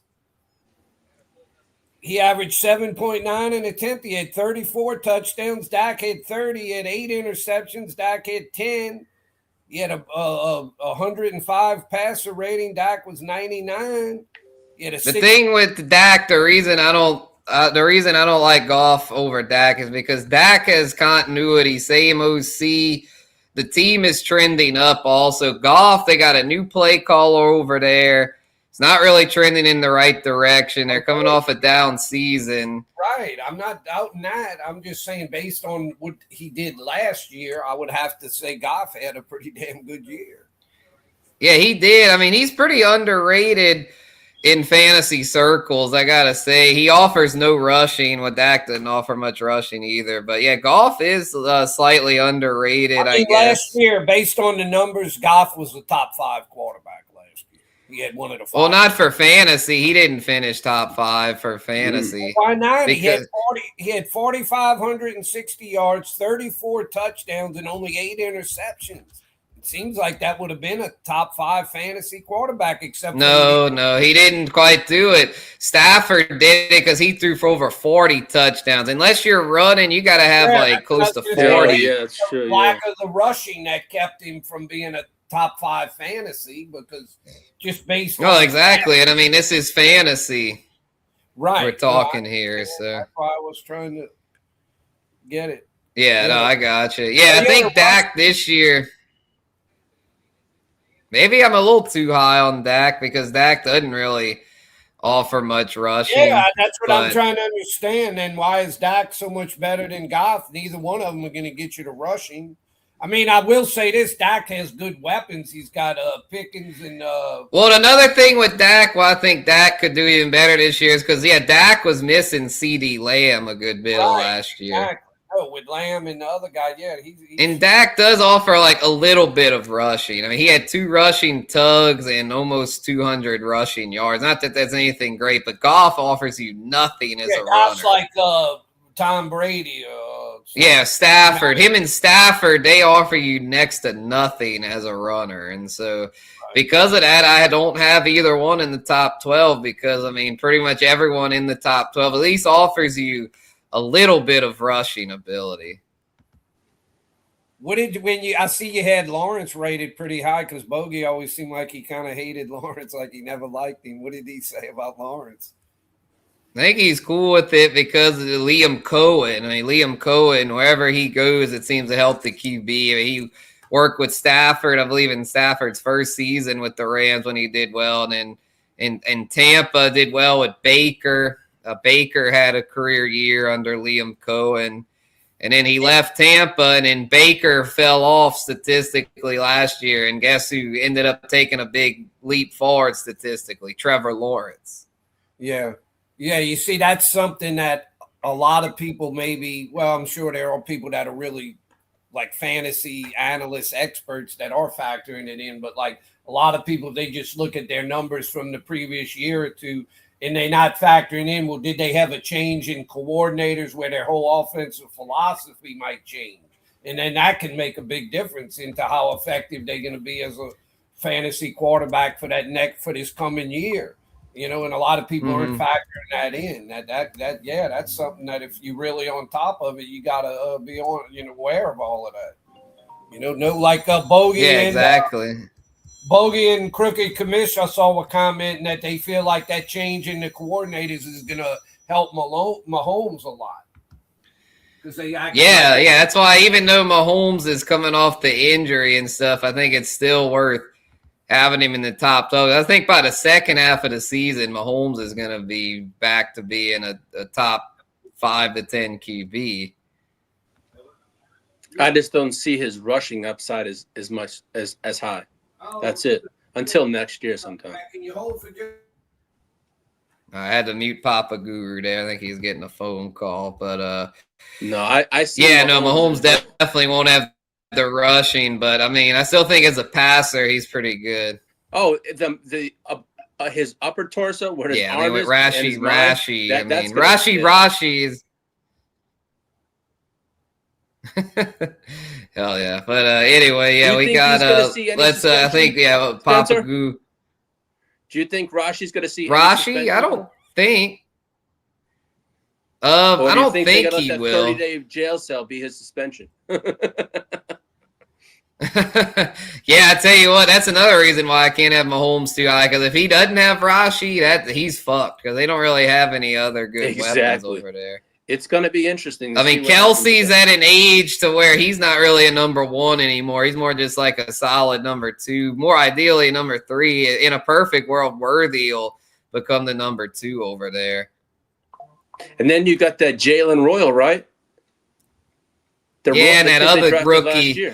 Yeah, they got some young guys in Taekwondo Thornton. They extended him. You know, he had a pretty good year last year as a deep threat. And who else? They had another guy that was like a pretty good deep threat. Not Juju. He left. Who was that guy they had? They had somebody else. Not Hollywood. He went to the Eagles. I'm trying to pull it up here, y'all. Give me 1 sec. So it was actually no, I think it was Thornton. And yeah. Jalen Royals is still there. Cyrus Allen is the kid they drafted this year. So anyway, let's move on here to 17 through 20. We got pop-up thing, and you can't, and it's messing it up. Like you're not seeing the whole pop up to like reduce your screen size or do what you told me with that control thing.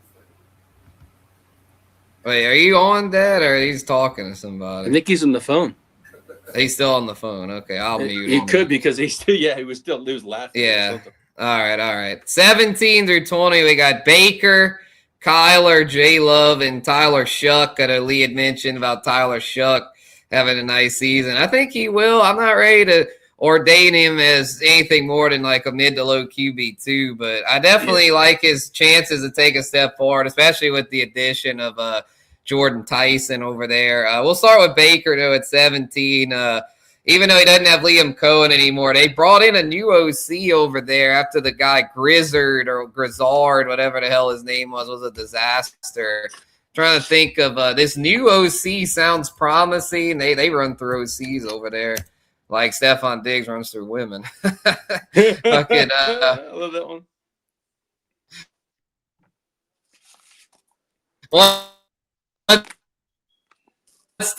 What's the new Bucks OC?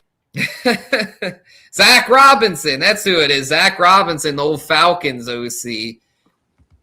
So I don't think he could. That Grizzard guy was not the answer. So thinking that Robinson could end up being a pretty good upgrade there. I don't know if he definitely won't be on Liam Cohen's level, though, which is why I don't have Baker having a big bounce back. Another reason why I'm a little down on Baker is, I mean, you lost Mike Evans. I mean, you lost the OG Mike Evans. I know they still got Godwin, but past couple years for him have not been very good. A lot of injuries. Igbuka should be very solid, though. I like Igbuka. And then Jalen McMillan is back. I think he's a decent number 3 option. But, yeah, no more Mike Evans, though. That's going to hurt to where, Baker, he just doesn't do it for me as a QB1. But as a QB2, I'm cool with that. And then right behind him is Kyler. I think Kyler will do pretty well in Minnesota. It might be a bit of a roller coaster, but the good thing with going to Minnesota is, well, there's 2 things that are positive about this for Kyler. I mean, for one, it's the coaching. I mean, you got Kevin O'Connell as your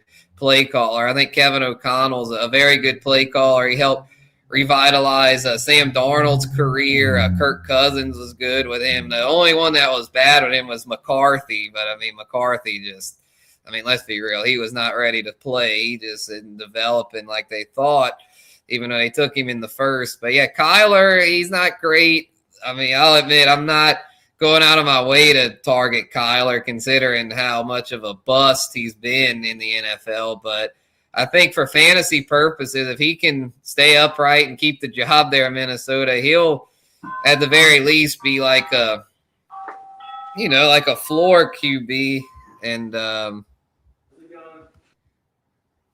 anyway, yeah, sorry about that, y'all. But yeah, Kyler, I mean, I think is he is what he is. He's nothing special, but the circumstances are very good for him. Lots of good weapons. So yeah, I got him at 18. And Jordan Love at 19. Jay Love, I think, is in a pretty good spot to be a floor play. He doesn't really have much upside. Packers aren't really a high volume passing attack, but he's got a good coach there in LaFleur. I mean, they do their thing over there. They're usually always like a 10-win team, not really a fantasy dynamo, but I mean, if you're in a super flex, he's a very good QB2. Single QB is not really much on my radar, but for super flex, I think Jordan Love is a very strong QB2. And then Tyler Shuck, we had talked about him. Yeah, I think Tyler Shuck's got a chance to be, as Bogey likes to say, a tier jumper.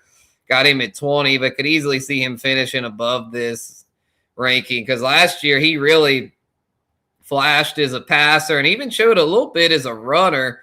Was more so of a passer than a runner. He really flashed a lot, especially in those final few games. He looked like he could really be something special. And they added first-round wide receiver there in Jordan Tyson. So I'm thinking Tyler Shuck will have a top 20 season with potential for more.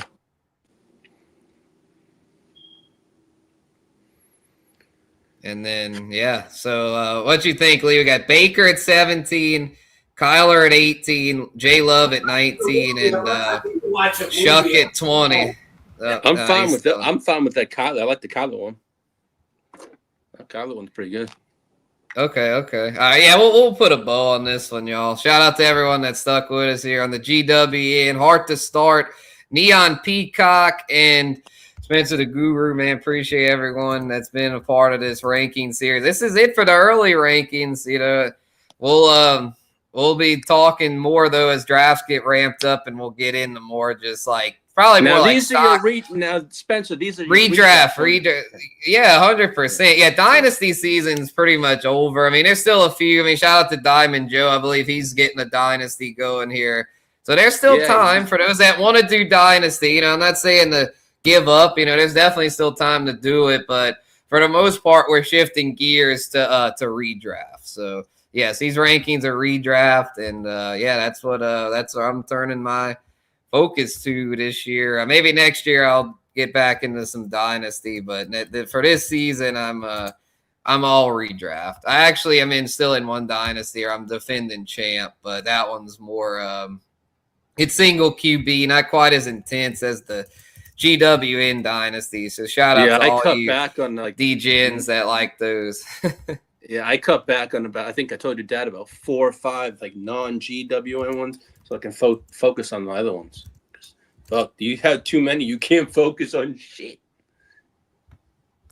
Yeah, no, that's true. Yeah, unless you got a system, Bogey's got a system where he's able to do it. So, it's possible, but especially if you're just starting out, I would say limit it to no more than 1 or 2 startups. And then as you get more experience, you can add a few more as time goes on. I just would not recommend getting in 4 or 5 in 1 year, but do as you will, and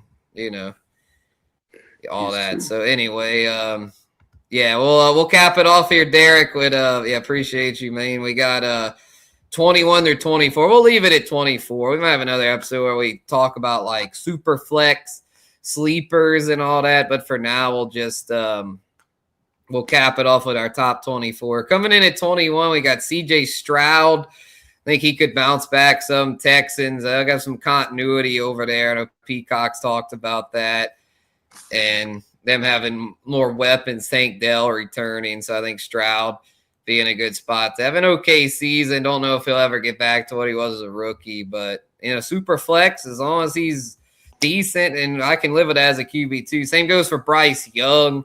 Bryce Young showed some flashes last year in that playoff game against the Rams. They did good, and he got some decent weaponry there with Tet, Jalen Coker, but just not really the upside we want for a QB1. Tyler Shuck definitely has more upside than Bryce Young. But Bryce Young, in a super flex, I think is pretty good as a 2. He runs a little bit, so that helps. And then 23, Cam Ward. Cam Ward had a pretty rough rookie season, but he showed a little bit of potential down the stretch. And what I really like about Ward for this season is the new play caller, Brian Daboll. He usually helps out whoever he's calling plays for. Josh Allen did really well under him. Daniel Jones had a breakout season with Daboll, I believe. So I think Cam Ward will be better in year 2. He didn't run a whole lot last year. He can run, though, so hopefully this year they'll let him run a little more. And he's got a lot of added weaponry there with Carnell Tate and Wan'Dale Robinson. So he should definitely be better this year. And then at 24, Sam Darnold, definitely a floor play with Darnold. He's nothing special. And single QB, don't want any part of him. But for super flex, he's one of those kind of guys you need to have on your radar, especially if you wait on your second quarterback. Sam Darnold is definitely one of those ones to watch because he'll give you a solid floor. I mean, he's nothing special for fantasy. He doesn't really run, but as a passer, he's solid. He's got one of the top receivers there in JSN, and Rashid Shaheed's evolving, A.J. Barner, and they've got some decent weapons, and they might throw it a little more this year because they lost Kenneth Walker. Their run game might not be as strong, so we might see Darnold throw it a little more. So got him there at 24. Honorable mention, Malik Willis. He's going to run it a good bit there in Miami. Just don't really trust him as a passer. And then Daniel Jones, Danny Dumbass, as Bogey calls him, he's coming off an Achilles, but last season he was very good.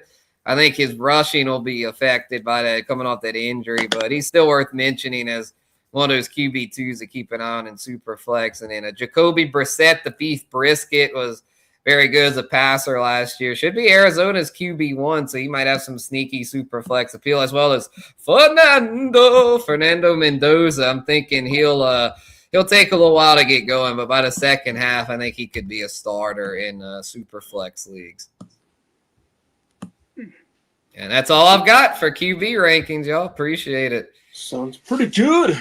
Any other news ears you'd like to add? No, I know what I'm going to do. Out? I'm going to save it all for Tuesday because I got a power hour coming up a bit later on. Nice. So I just touched that up. Yeah, everything I had, will just touch it up during the weekend and get it all ready for Tuesday.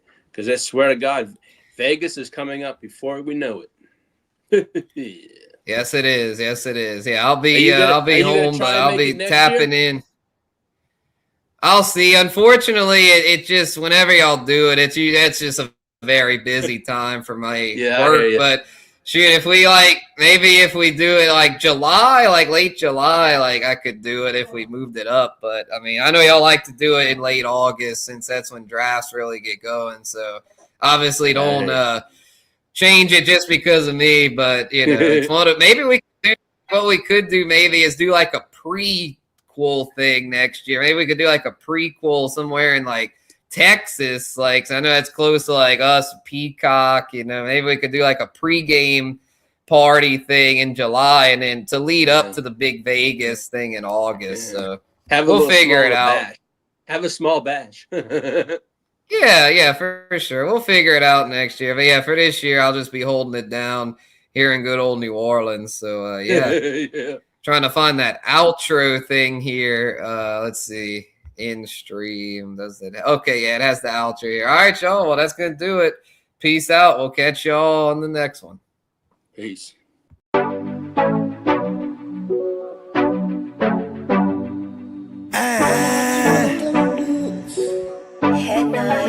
Scott! Yeah, let me quarterback this. We came a long way from throwing money in the mattress. I played a long game to get rich. They say the game is a bitch, but the bitch is the baddest. Bodie Scott Flame won't change my name like I'm Cassius. Keep flame cause I'm cautious. I'll burn you to ashes. Double cross the bosses and get hit with the ratchet. Can't fuck with suckers, that shit is contagious. Count 100,000 blowing clouds, hella anxious. Maybe a doctor, but I ain't got no patience. All top shotters on my roster, they gon' race shit. Transport